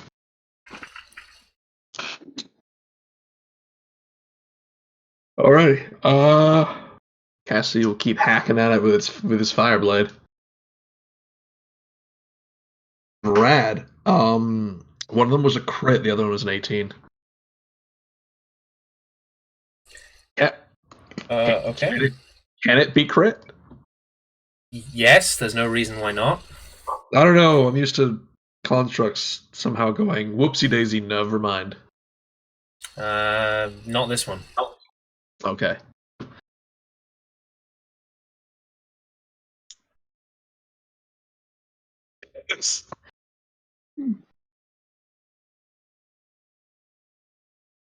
So that's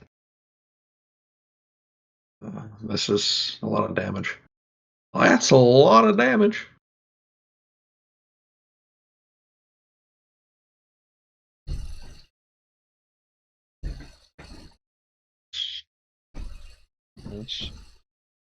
Oh my god, no, stop it. That's not the correct answer.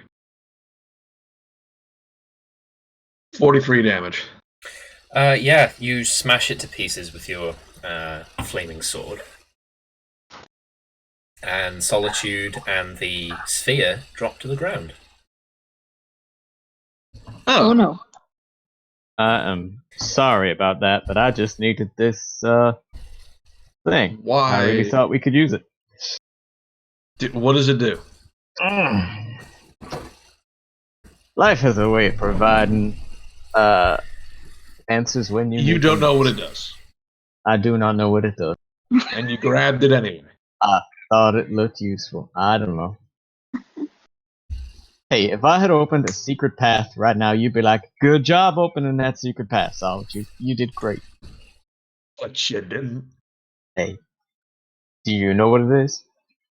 No, but I also know that maybe in a place full of the dead things. Mhm. You cut out there, man. Yeah. So maybe in a place full of ghosts, we shouldn't touch weird objects.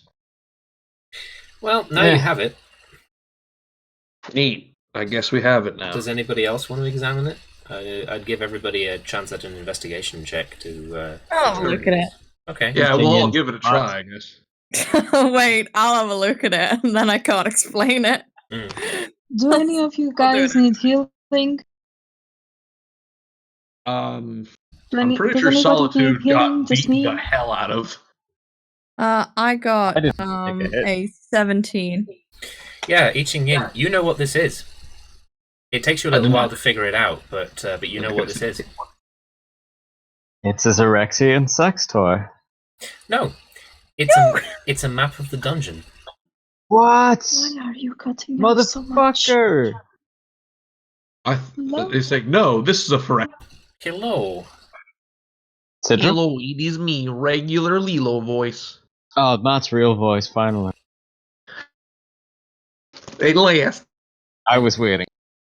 I knew you two would get along. Citro, can you hear us? Can we hear Doesn't you? look like it. Citro is being bullied by her hardware. Well, I Ching Yin, you have ascertained that the object is in fact a map of the dungeon. I will express this to everyone else in music.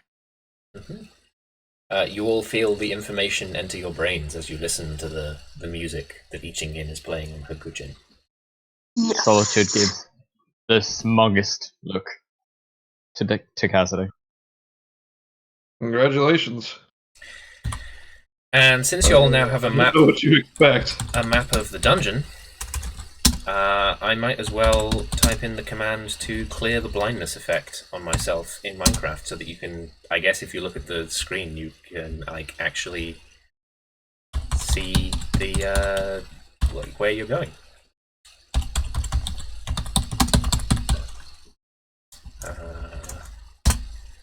There we go.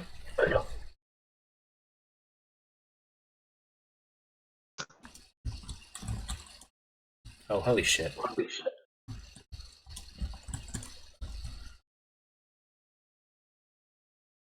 Where'd it go?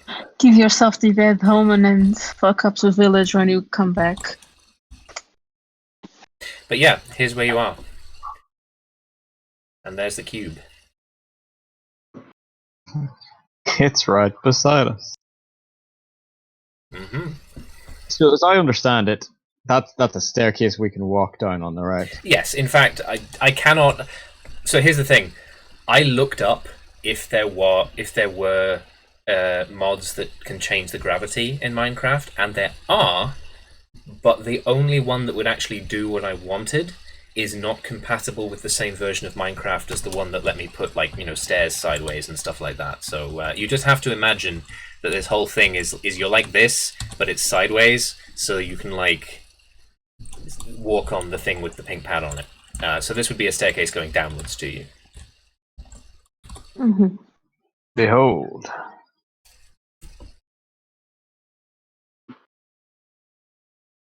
Now, why don't we go see what a grave cube is? I suppose. I'm gonna use my hunter's sense again to like keep where they are in like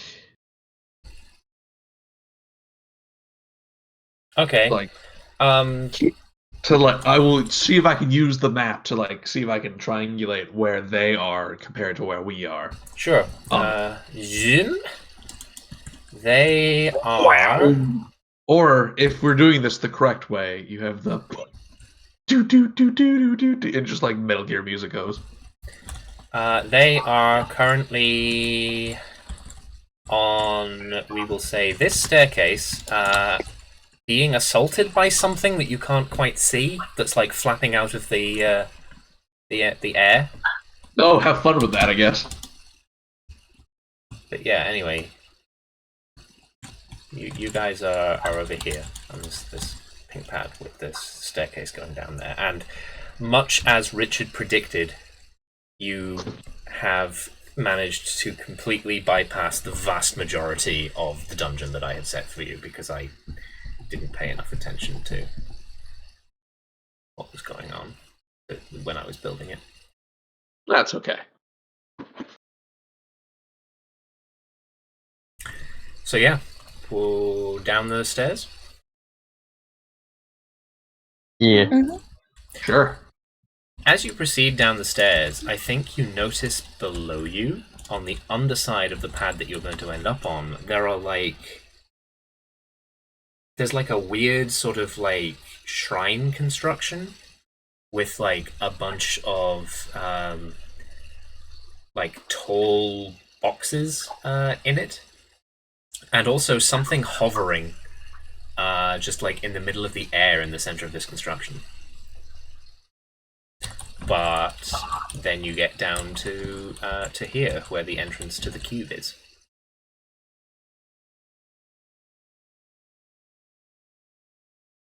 Well then.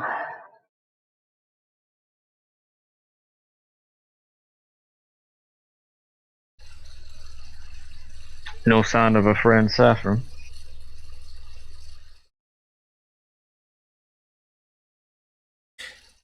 Are you going into the cube or doing something else? I suppose we should get into the cube. Get in the cube. It's Cool. probably where they're going. You get in the cube. I didn't model the inside of the cube, so we're gonna have to use our fucking imaginations. Yay!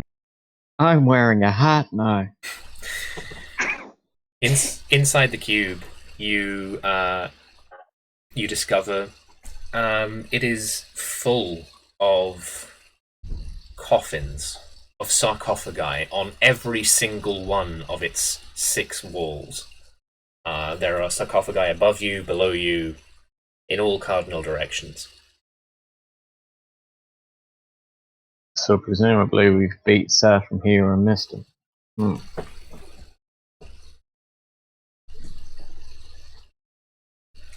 Well, I mean, I think Cassidy would know that you've probably beaten him here, because Cassidy saw them being attacked by something. Yeah, Oh, they're not right. here yet, but they will be. So They're do we being hide? attacked by some flying creature.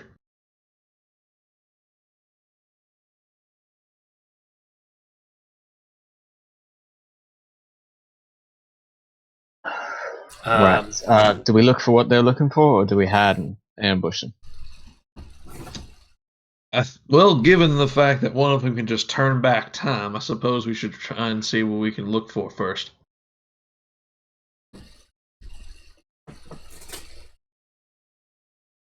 Okay, let's take a look around. Yeah, let's see what they want. If I walk on the surface of the inside of the cube, does it work like the staircase is outside? In what way do you understand the staircase is outside to work? Like I'm Spider-Man?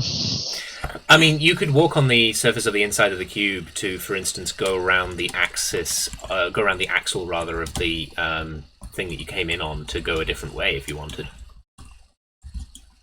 Just checking how much of this can be explored effectively. Yeah, you can walk all around the inside of the cube. Absolutely. Right. What's any major points of interest? It's literally all sarcophagi. There are 5 other entrance points, each of which has 4 doorways, depending on which orientation you come in through. But beyond that, it's literally just burial. Wait a minute. I know what this is. I know what he's going to try to do. Remember, he got a portal that traps ghosts. He's gonna put it in here all and try the to ghosts. catch them all or something. Huh. Or one particular ghost. It's Yeah. all or nothing. So, how we go about these ghosts? We can't communicate them, right? We can't talk to them. Guess they're all just crazy. I mean, that's a big dunno. All right.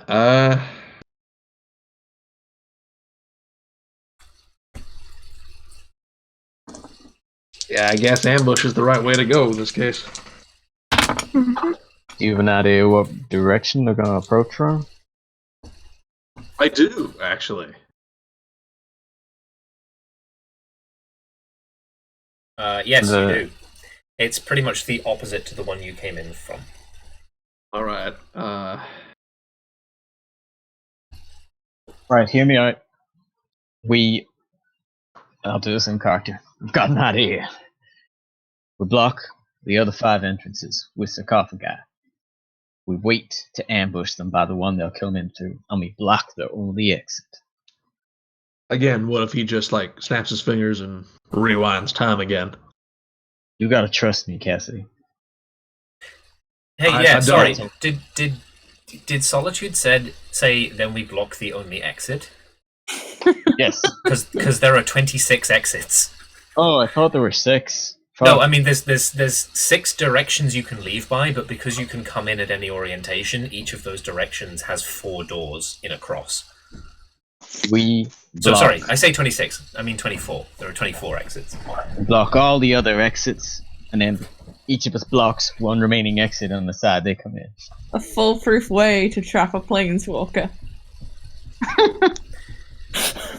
Yeah. You know how we can just leave. Haha, now you have nowhere to go. Oh, today? fuck, I forgot he could do that.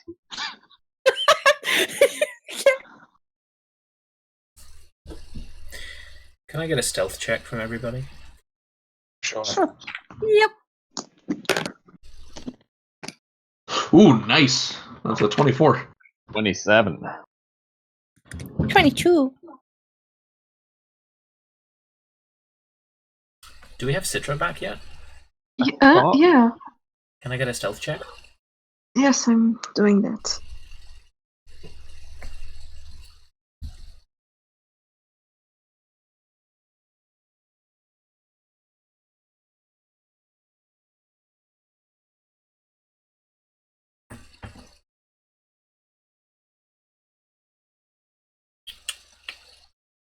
I have a 4. That's what I'm coming back with. As you plop past one of the sarcophagi, you hear a noise from inside that says noise.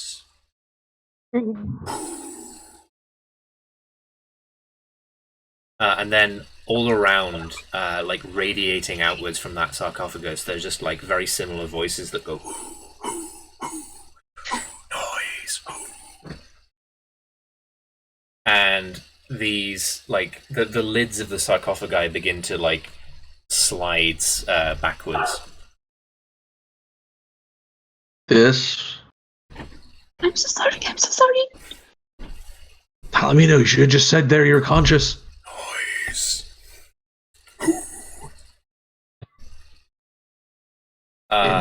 One by one, humanoid, like vaguely translucent blue figures with angry red cores, like sit up in the sarcophagi and begin looking around. I am Solitude Enoch Jones. Solitude, Enoch Jones. Intruder. I am one of you. Enemy, I too am dead. Enemy. No, a man comes here today who is your enemy. He means to trap you all. We are here to stop him. We will touch nothing and take nothing until it's not ours. Well, fuck, I really thought that would work. They all like start standing up, and you can see like the other sides of the grave cube lighting up as like sarcophagi This is fine. This is fine. slide past. This is fine. So I mean, let me see. Well, It's fine. It's fine. My plan is still coming together. It's still working. no, it's not. Yes, it is. Shut up. She's not even talking. Yeah, I can hear your disdainful tone of no, your no. game. Yixing Yin has like no disdain. Maxie has some disdain. Yi Ching Yin No. somehow produces a wah wah. No, One my of my plan is that if we have all the ghosts like active, then like they go, haha, we will attempt to like use the gate, and they all just swarm them. We lost Citro again. oh dear. What if one of us swoops in and steals the gate? I might be getting tired of this. What of getting dropped? Yeah. So I think there are several hundred of these things.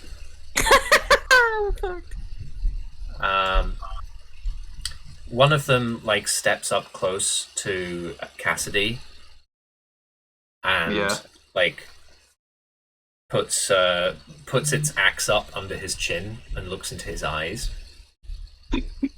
His eyes are also glowing red. and it says, "Vengeance, warrior." The others repeat, "Vengeance, warrior, honor." And then it turns around and like strides over to Solitude and looks at him and says, "Thief, thief, thief, thief, thief, thief, thief, thief, thief, thief." Shame, shame, shame. I would like to, at the moment that Back. it's looking into my eyes, you know, the revived bolt thing that I can do? I have not done that yet. What is that? Explain to me what that is. Basically, it is just extending a portion of my undead spirit out and using it in place of my sneak attack. But I would like to extend it out and just kind of have it be my visage for a moment. Hey, I'm a ghost too. They don't seem to care about that. Nothing. The undead or not status of an entity that they are like dealing with, it doesn't seem to be a thing that they give a shit about. Oh, hang on. Hold on. I guess I have to close that tab. That's unfortunate. Another plan is brewing in Cassidy's mind.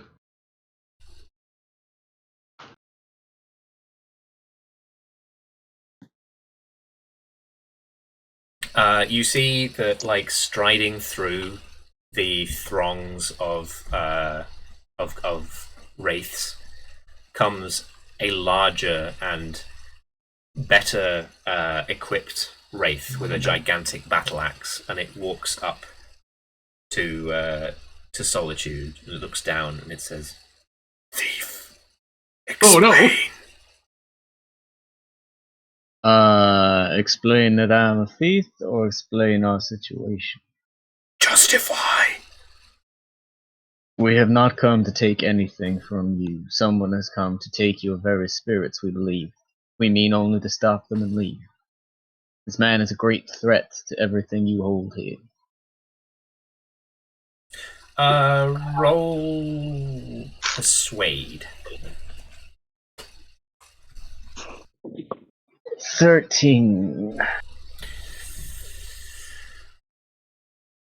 Lie. Lie. Thief.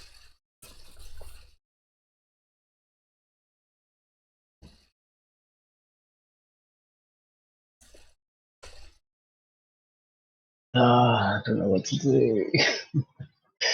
You'd see all around you the wraiths are like pulling their axes out. Some of them have like swords and shit. Okay. Can like Cassie try to like help this? Cassidy can try. It's like, we're here. It's like, we're here for vengeance. These three come to take all of you. And one of them I'm here to kill. Corroboration. Vengeance. Honor. They all look a bit confused. All of us are here for it. And then you hear like one of them far away go, "What? Confusion. What? I'm confused. You watch as like they start becoming fainter and fainter and sort of like stretching into the distance, like they're on the fucking event horizon of something. Oh. And you realize that it's the entrance to the room, like above you, on the catwalk, that they're all being drawn towards, and you see Sathram Vight, his face once again, and he's holding up in his hand like a little thing, roughly the size of a mobile phone, into which all of the spirits are being drawn. This is our chance! What? It's just him, and he says, "Huh. Rather seems that I helped you all out of a bit of a pickle there.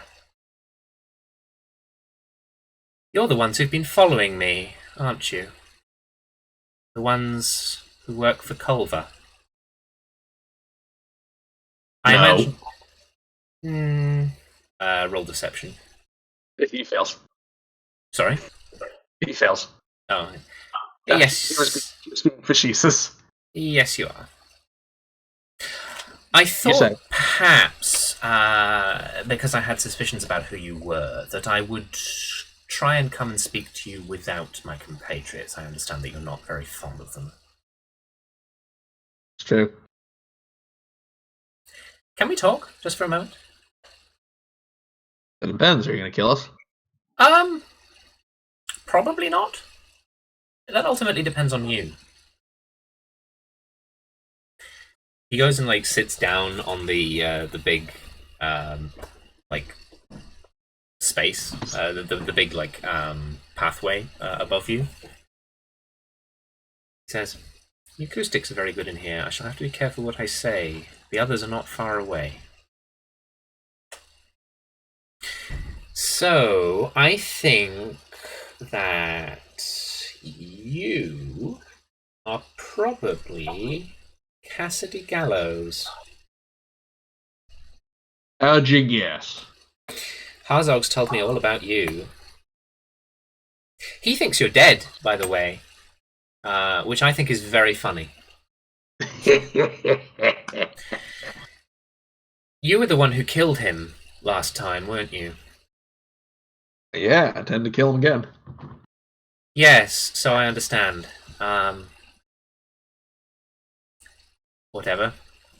I don't care. Look, I appreciate that by allying myself with Harzog and with Zaitao, you're the little fox girl that she was talking about. She's really enjoyed what she's done to you. I appreciate that I haven't put myself in your best graces by allying with them, but I need you to understand why I did what I did. You see, how do I describe Harzog and Zaitao? They are driven, capable. They have skills that I don't have.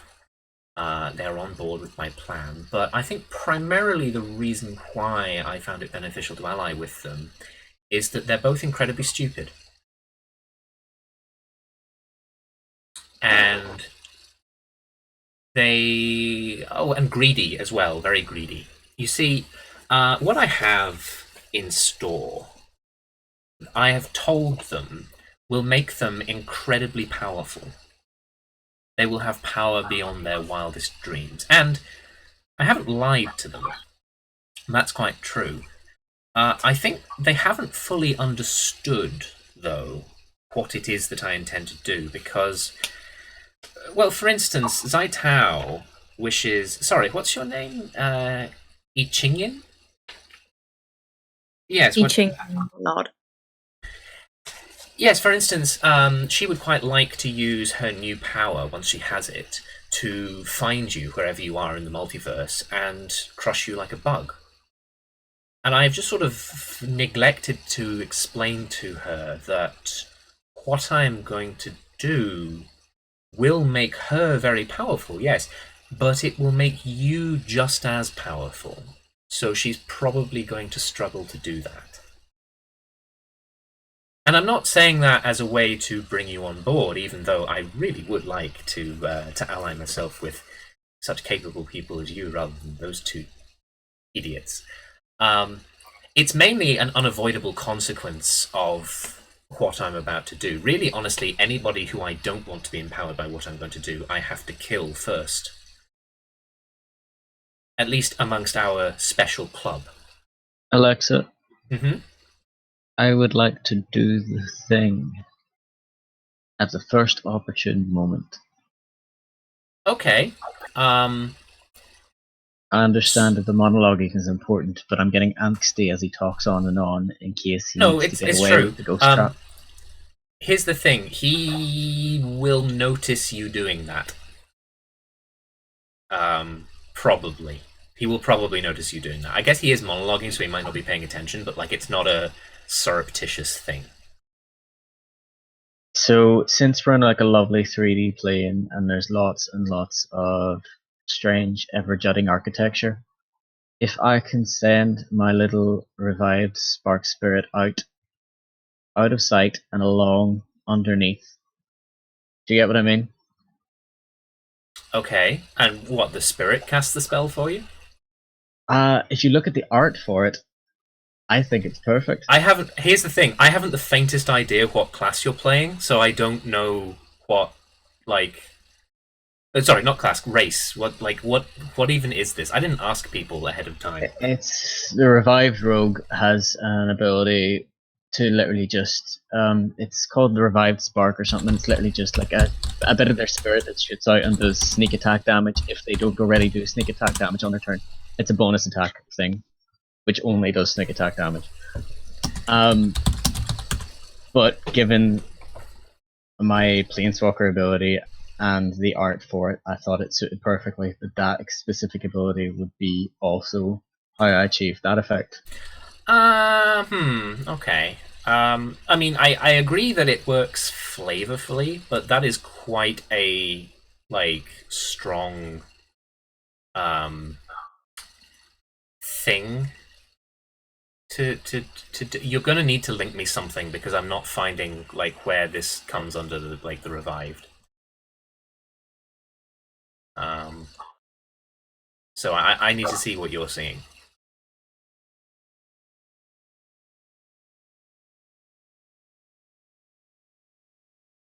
Because I'm not happy with you, like, basically having a single mirror image that can, like, cast spells and shit for you. No, it can't do anything like that. It's like a momentary that just basically strikes out. Right, but, like, literally what ability is this? Revived Rogue bolts from the grave. 3rd level revived feature.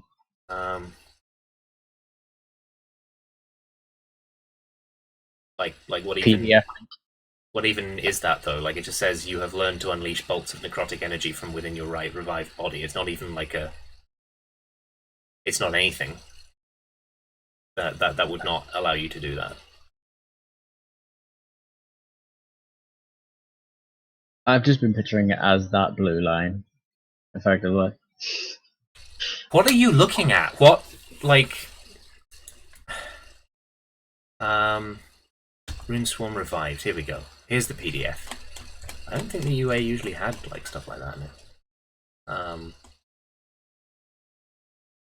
Yeah, no, it's just the same text that's on D&D Beyond. Like, this is not...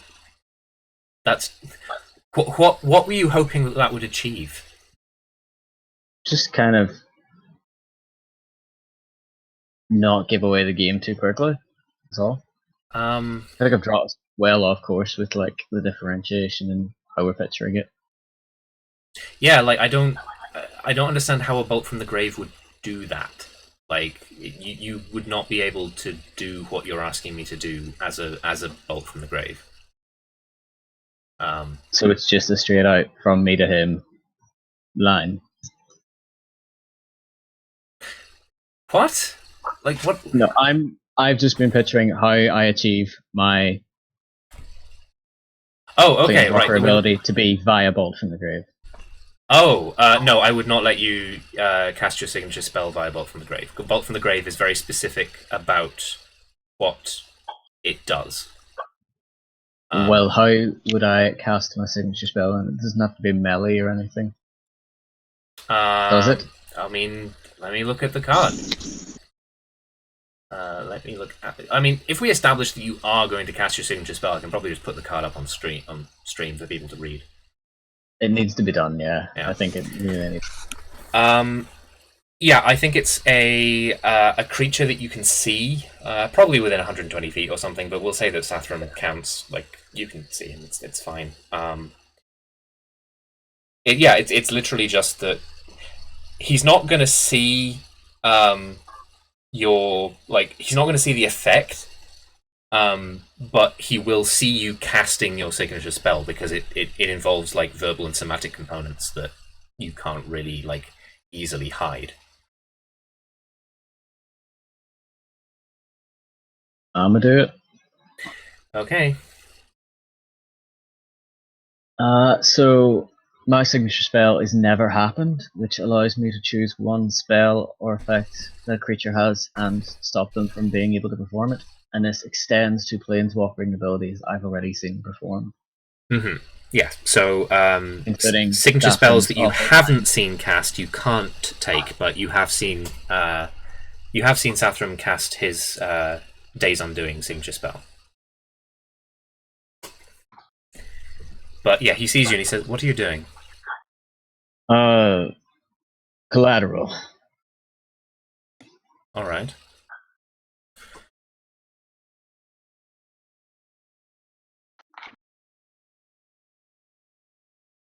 He says, "Oh, I see.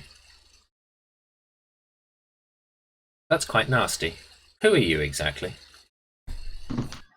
You can call me Solitude. Mr. Solitude, I have to admit I find your untrusting conduct not to be particularly conducive to good ongoing relations, but very well. You've done what you've done. Anyway, what was I saying? Right, yes. They're very stupid, and I would prefer not to work with them. But you see, they are useful in what it is that I'm attempting to do. Oh my god. Oh, you're not one of those people trying to boost our spark, are you? You could say that. God, how many times have people tried this? Let's put it this way, Mr. Cassidy. There was a great wrong done to us a while back. The mending or whatever. Yes, I know, I got I'm told glad this. you're aware of it. Do you know why the mending was done? Because Phyrexia. No. Well, I mean, Phyrexia was, according to the book at least. I'll be honest. I learned like 65% of the story. Huh. Well, I'll put it this way for you. The mending was an event 60 years ago that severely reduced the capacity for power that basically all planeswalkers in the multiverse have. And it was done to save Dominaria. Have you ever been to Dominaria? Not once. It sucks. It's useless. It used to be the nexus of the multiverse. It isn't anymore. I am sick of hearing about Dominaria. Whenever I did anything at the archive, it would be, oh, Dominaria was saved by... There are something approaching 7 billion people on Dominaria, and many of them were killed in the event that the mending fixed. But, oh, Dominaria was saved. It was stopped from collapsing into the blind eternities because it had got too many holes in it, like a piece of cheese, because it was the center of the multiverse and everything happened there. Do you know, honestly, what we had to give up so that Dominaria could live long past its time? And do you know, since, how many planes I have watched utterly destroyed and their populations wiped out and thought, you know, if only there were an old planeswalker around to stop that from happening. But there aren't, because we have to save Dominaria, because Dominaria, it's so important that Dominaria remain intact. Everybody wants to go to Dominaria. The Phyrexians wanted to invade Dominaria and make it their perfect world. Do you know what I think? Dominaria sucks. And it's not important. And I'm quite sick, honestly, of pretending that it is. And I'm going to fix what has been done to us. And yes, very well, I shan't rewind the day. You have your opportunity to stop me if so you wish, but I really would appreciate it if instead you would help me. Help me to fix the wrong that has been done. Either way, you'll benefit. There's not really that much I can do beyond killing you to stop you from doing so, and... well, let's say that I'm a little bit of a coward when I don't have my big reset button. I don't particularly like the idea of my chances against all of you. But...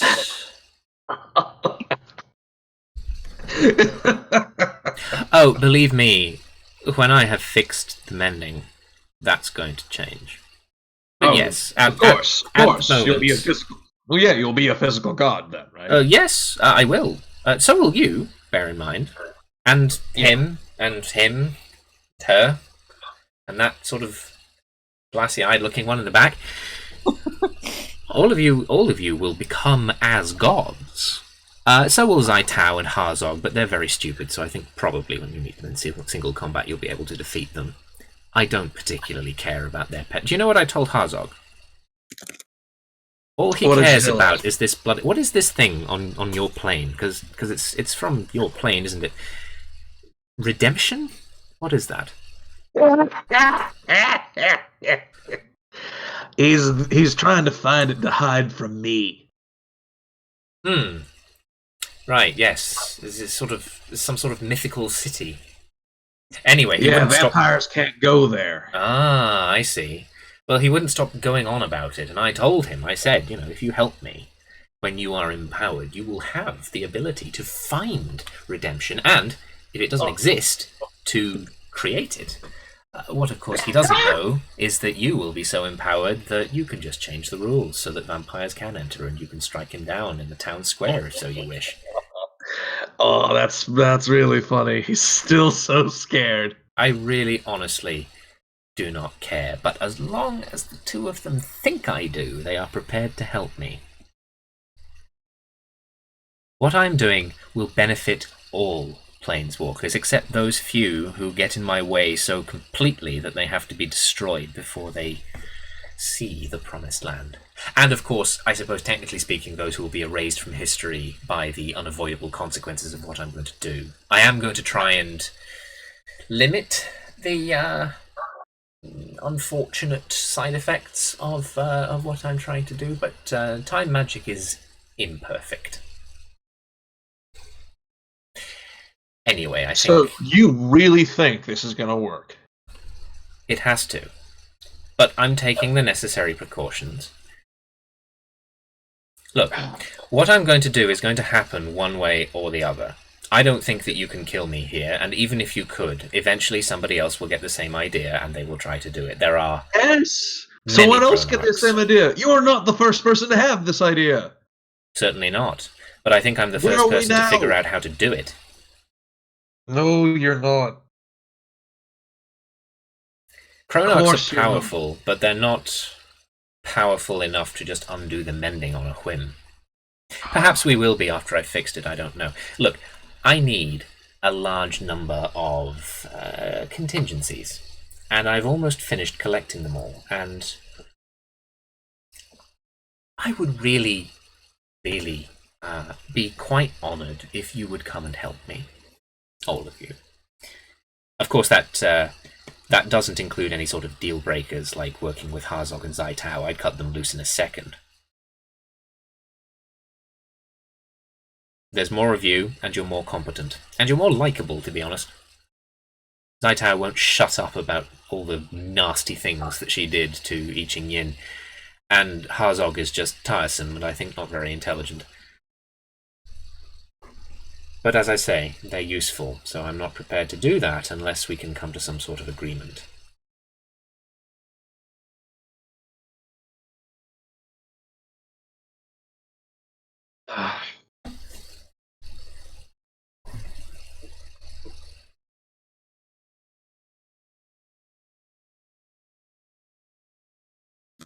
One thing I don't get.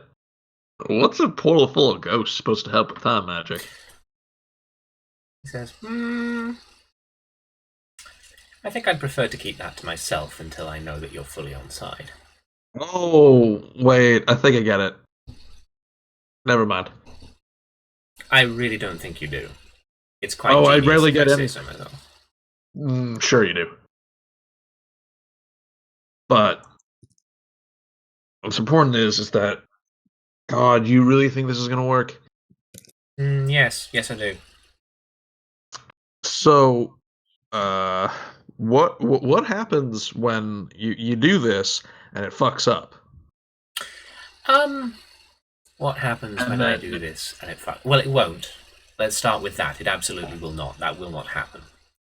But in this imaginary universe that you're creating, where indeed it doesn't work, and I will admit that there are a number of risks involved in the plan that I have had to make contingencies to deal with.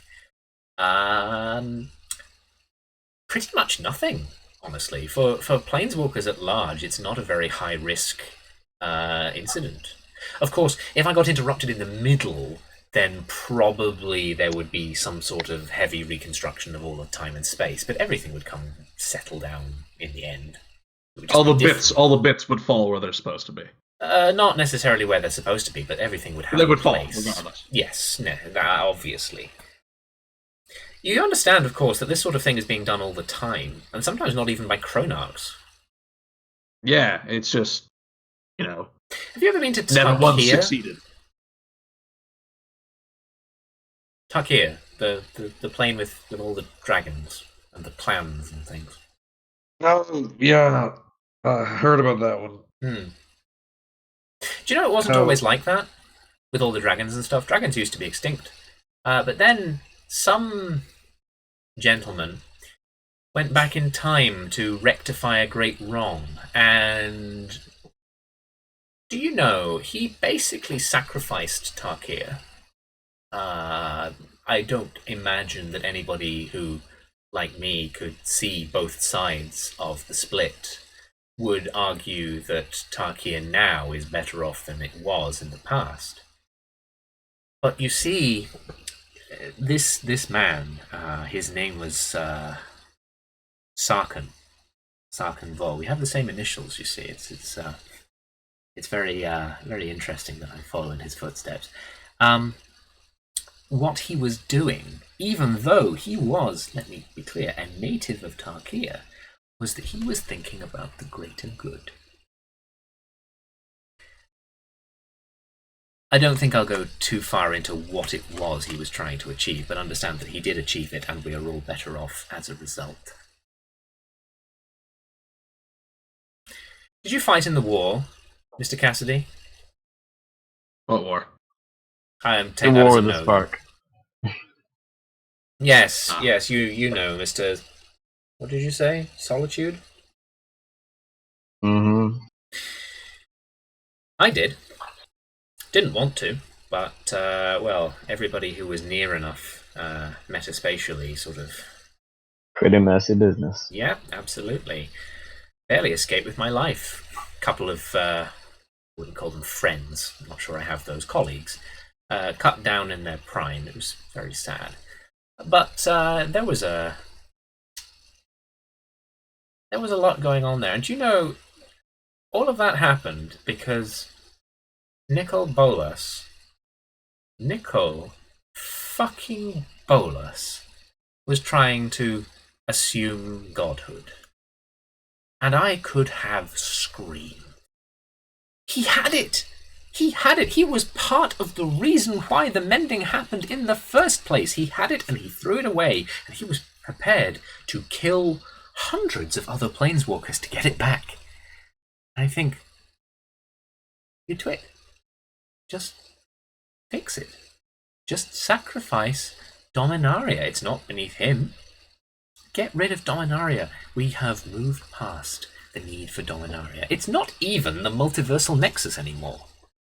As far as I can tell, Ravnica is. It's not an important plane, and it has long lived past its use-by date. So, I think I'm going to destroy Dominaria, and if I don't, if I fail, either nothing will happen, and you will all be fine and live your small little lives being barons of power when you could be gods, or everything in the multiverse and in history will get jumbled up in a pretty weird way, and I will probably be annihilated from history, which I don't really want to happen, but also it will happen instantly, and it will not be painful. So I don't care. I'm getting the sense that I'm not really convincing you. Well, no, I don't. The price of a death knell of an entire plane is it's rather loud. You're really not getting it, are you? I thought you all worked for Muzema. It's true. Have you seen Balye? Or No. New Phyrexia? I wouldn't recommend going, but you can spy it from afar. Or Amonkhet? Yeah. Do you think that if what happened to those planes could have been averted, would it not save many, many more lives than could possibly be held within Dominaria?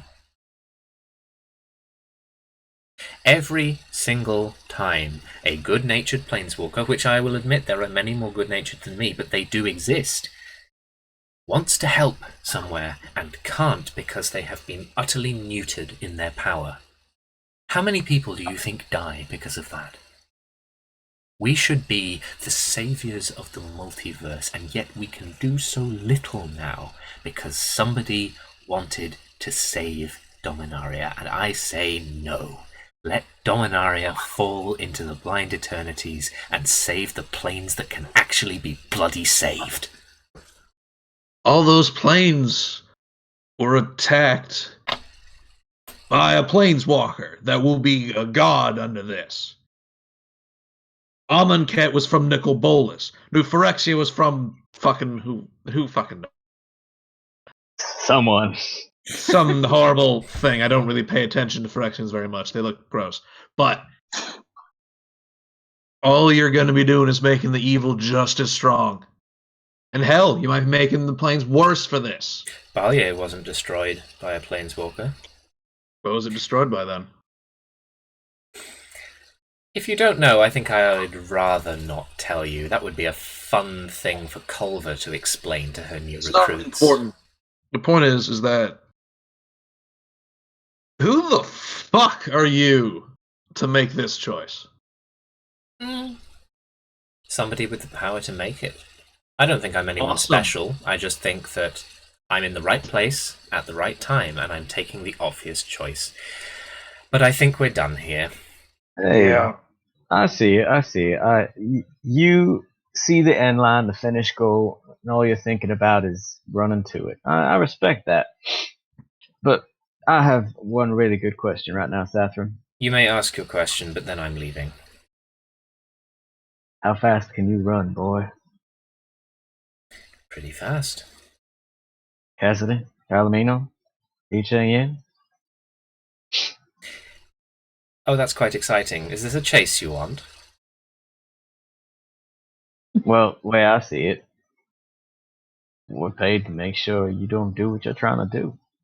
And I'm sure it's a lovely idea being a god and all, but according to some lovely ghosts I just met, I'm just a thief.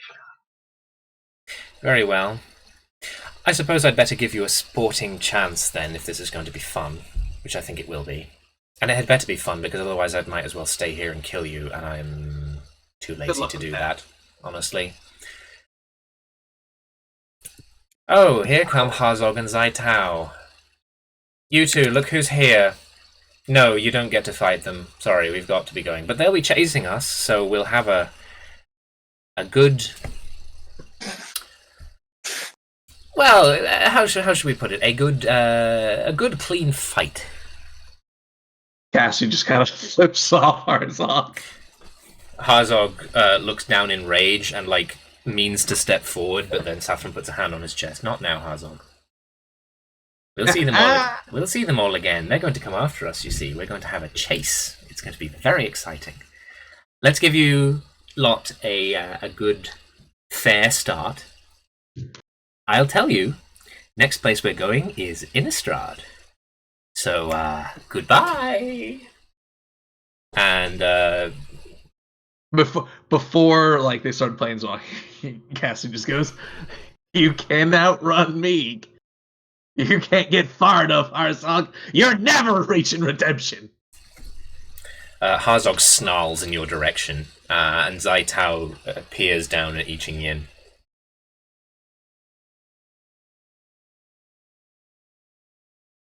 They're just standing there for a moment, and then 6 seconds later, Sathram just looks at them and goes, "Go! We'll regroup later, it doesn't matter." And all three of them just wink out of existence. I love how the animosity between Harzog and Cassidy is so much is so lowbrow compared to the absolute the fucking between Zaitao is just so fucking funny. Cassie going, "Fuck you! I'm gonna kill you." I mean, Cassidy is a lot more vocal. I say vocal, Yes. I mean, open about his feelings, and I Ching Yin has even through the medium available to her, has never opened up about how she feels. Yeah, Cassidy's primary color is red. I want him to beat Angrath one day. Just go on a marriage. Just go like a player. They could be the best of friends. I want them to go on a heist together. That sounds hilarious. Anyway, you're left in an empty cube full of sarcophagi. I Ching Yin will play a chord, and in it is the question Muzema. Probably. We know where he's going next, and now we know what he's doing. Which means we know what his target is now. We do? Yeah, his target's destroying Dominara. Oh, I thought you meant what he was after on Innistrad. Oh no, but it's Innistrad, so I have an idea. I've been in Innistrad before. Cold. Just warm. Right. Let's get back, I suppose. Good move disabling his time stop effect. Yeah. We gotta keep that in mind. I feel kind of like I was saying, life always finds a way to hand something good to you. As long as I'm around, there's a chance that you won't be able to get away with that anymore. Yeah, because honestly, that's what's gonna be.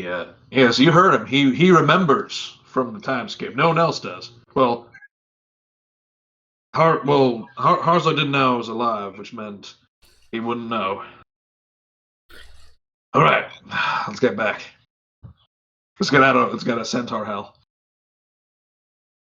I appreciate that. Come on, Palomino.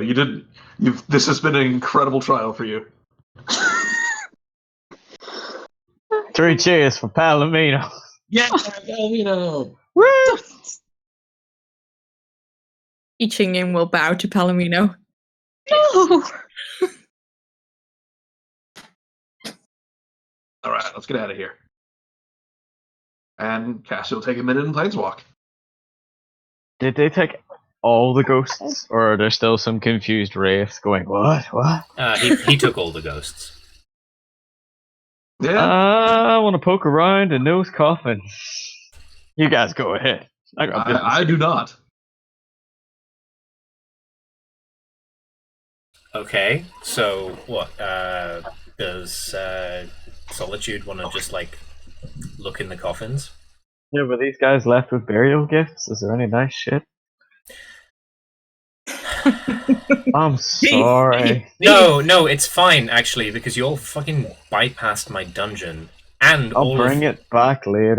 all of the cool shit in it. So we could maybe roll the dice on one cool shit, if you like. I could roll the die that I was supposed to roll for getting cool shit out of the mummy encounter, and we could just say that one of these things is in the sarcophagus. Okay, go for it. Sure, why not? Okay, let me. Oh, if Sophie's dice is just gonna open again, I will just use an actual physical D8. Sophie's dice? Yeah, dude. That's such an awful name. They just call they've done Sophie's cubes now, but Sophie Holden just makes the best Oh, I thought it was a play on Sophie's Choice. I don't know that it isn't. But Sophie If Holden is a only she real had dice to human who decide what- exists. So Anyway, I roll a d8. That's a 1. So yes, you find in a nearby sarcophagus a gleaming blue, almost constructed entirely of light short sword. Oh. And I think actually you're going to like it quite a lot. I'll just pop it into the chat there so that you can see it, and then I'll pull it up onto stream so that everyone else can see it. Oh, no. Just for everyone not involved, if Richard personally had a signature spell, it would be Mirror Image. Oh, Extremely pleased. The Blade of Selves. A +1 short sword that, while you're attuned to it, you may cast Mirror Image twice per day. So yeah, you get that out of a sarcophagus. Cassidy, I presume, has already planeswalked. Oh yeah, absolutely. He has no interest in disturbing the dead. What about the rest of you? He's already disturbed that. It's true. He's dead and he's very disturbed. It's true. I was saying in the sense that he's walking, but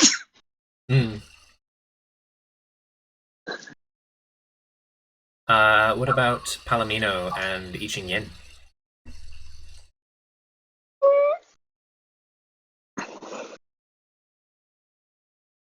I guess Palomino can keep a look out. Keep a lookout. Yeah. I'll go back to Muzema. I feel as though there's too much in the ways of superstitions and just a moral upbringing that would prevent I Ching Yin from poking around in the graves. So is that everyone but Solitude planeswalking back to Muzema? No, Yeah. Palomino is looking out for him. Oh, okay. Palomino will stay around then while he's doing this. Can I find something for Palomino too? All With right. the other cards left. All right. Sure. I'll roll the die again.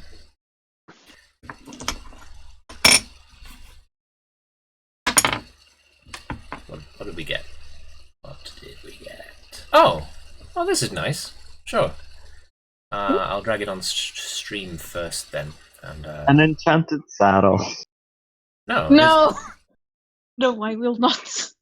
If this campaign doesn't end with our cowboy Cassidy vampire on the back of our centaur horse, I'm going to be furious. There we go. I've posted it in Bruh. resources in the chat. Oh, that's cool. Oh, The rules Here. for a bag of tricks can be found in the Dungeon Master's Guide. It's just that this one uses a different table from any of the ones in the DMG. So that's different. This is for you. thank you. Thanks for looking out for me. Least I could do. You know, where I come from, you always have somebody watching your back on a job. Mhm. And, I don't know. Working with Culva's nice, but when the quiet woman's not around, there ain't usually someone taking care of. Thanks, Palomino. Welcome. Right. So are you all gonna get out now then? Mhm. Let's go. All right. So you all return to Culver's office then.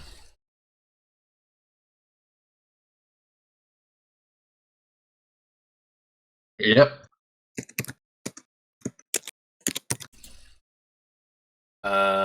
Yeah. So you return to her office, and Culver looks up and goes, "So what did you find out?" Well, we found out what his whole plan is.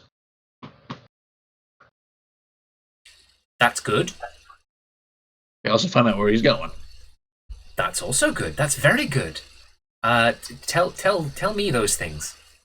All right. So step one, he's trying to basically destroy Dominara so that he can undo the mending, or undo the mending by destroying Dominara. Basically, he wants us to be pre-mending.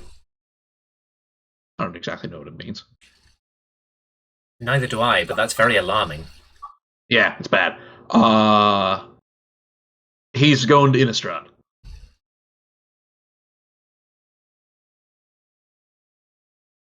He's going to Innistrad. Yes. Why? Fuck if I know.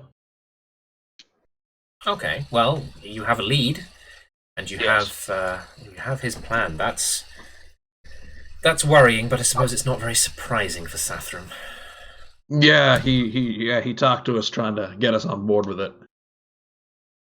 Oh, I presume you weren't on board. Nah, fuck him. I Ching Yin shaking her head. Mhm.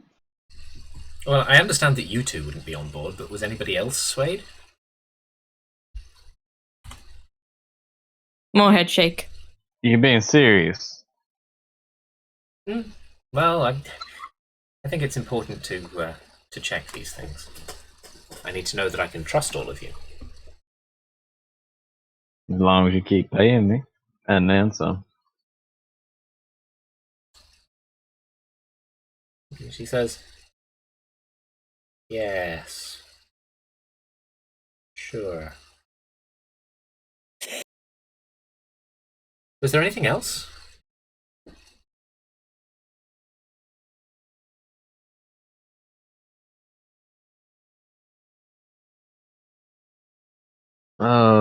Did we miss something? I think so.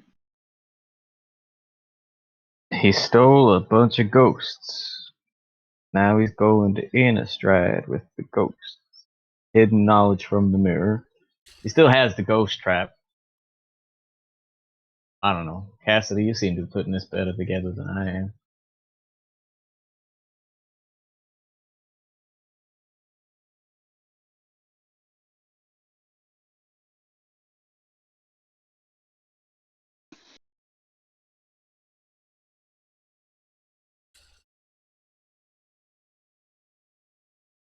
She looks at Cassidy. Cassidy?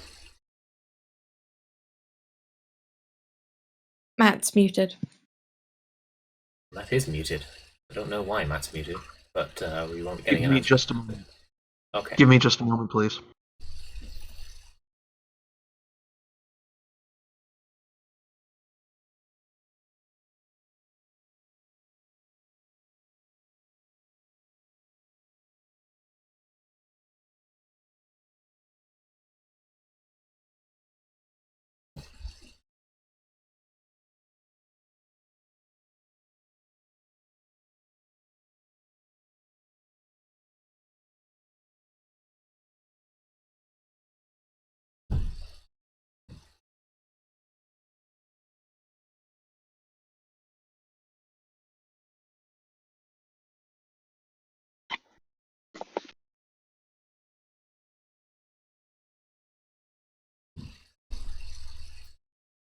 This long period of silence brought to you by the US President suggesting you inject cleaning fluid. Remember, don't.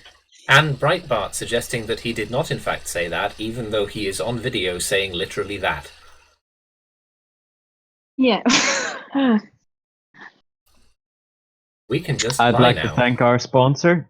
Anyone who'd like to sponsor us. Right. If you would like to sponsor us, by the way, we have a Patreon. I don't know if I've been putting it in the video descriptions. We sort of just have it because of the Patreon rush. We should probably put it in links to things, to be honest, because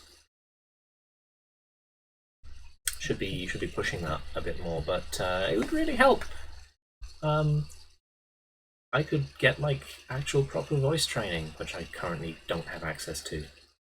And Remember, possibly a computer that can actually edit episodes so that we can produce episodes of the podcast that aren't just all fucking actual play episodes that take 4 months to edit because 3 people is too many. every single Patreon subscriber gets a personalized voice message from Yi Qingyan. Yeah, I think we can promise that. It's only funnier because Maxi actually does that on the Patreon for. That is sometimes my actual job. Yeah.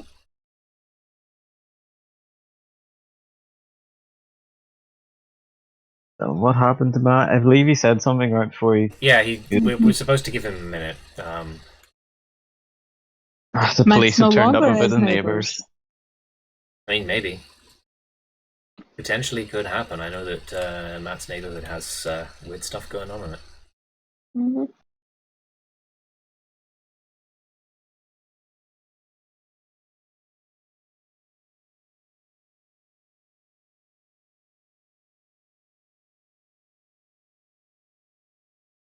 I'm not certain if I'm going to edit this on the recording if we end up having to use the recording, because it is like a big, long period of silence. In the meantime, I suppose, does anybody else want to jump in?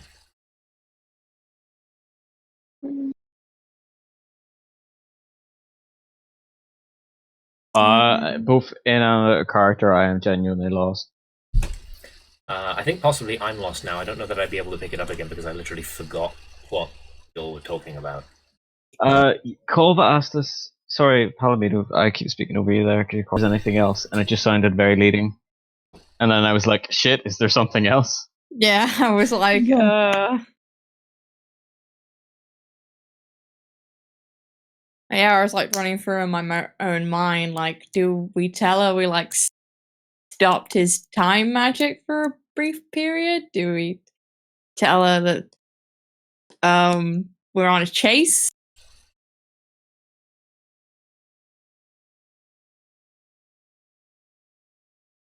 Maybe we mentioned the grave cube? I don't know.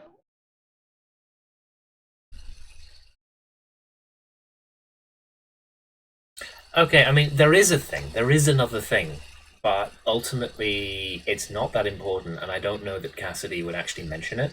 It's more that was like a space to explain a thing. So otherwise, I think we'll just move on. So Culver says, right, well,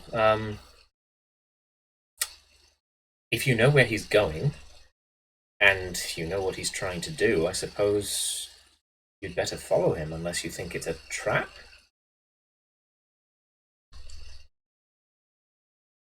I hate to say it, but I think he's being honest. He really does want to get some kind of sick thrill out of it. Sorry about that. The person who called me would not stop talking.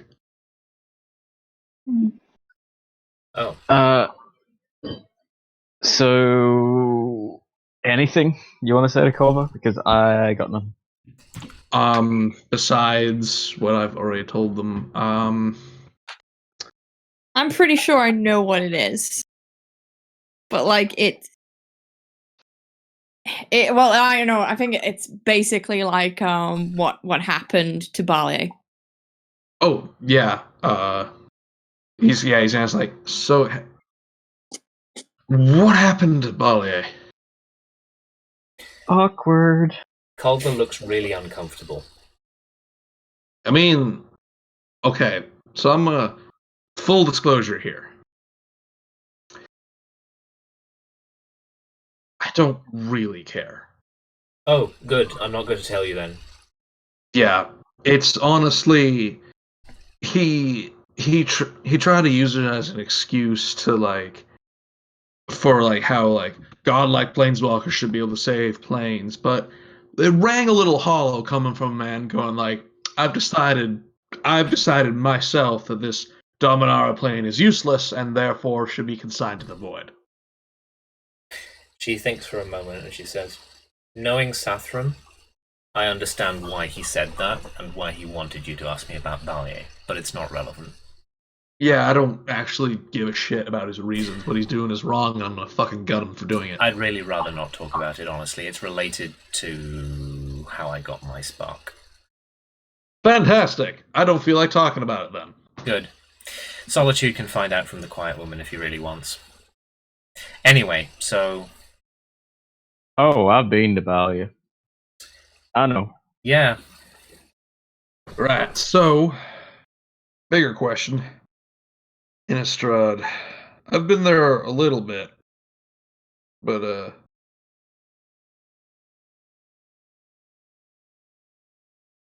I will play a question, which is to ask if myself and Palomino are going to have a problem there.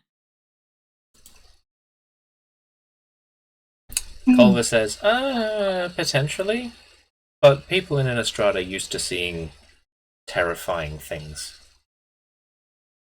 I think you'll have less problems than on other planes where you stick out a bit. Why do I keep feeling bullied for? Because we keep going to planes where there aren't centaurs. The minute we go to a place where there is, it doesn't matter at all. Mm-hmm. He says, well, are you ready then? Or do you need some additional materials? Anything like that?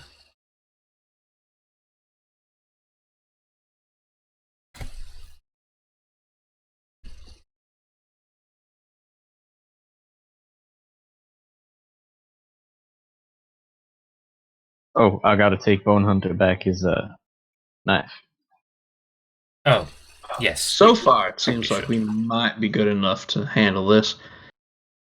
Is there anything about Innistrad you might need to know that it's changed? When I was there, when I was there,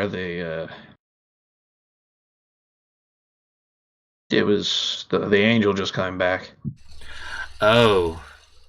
Well, she says, ostensibly Soren Markov is back, but he's not around. He's sort of pursuing a personal vendetta, so for all practical intents and purposes, Olivia Voldaren is still Lord of Innistrad.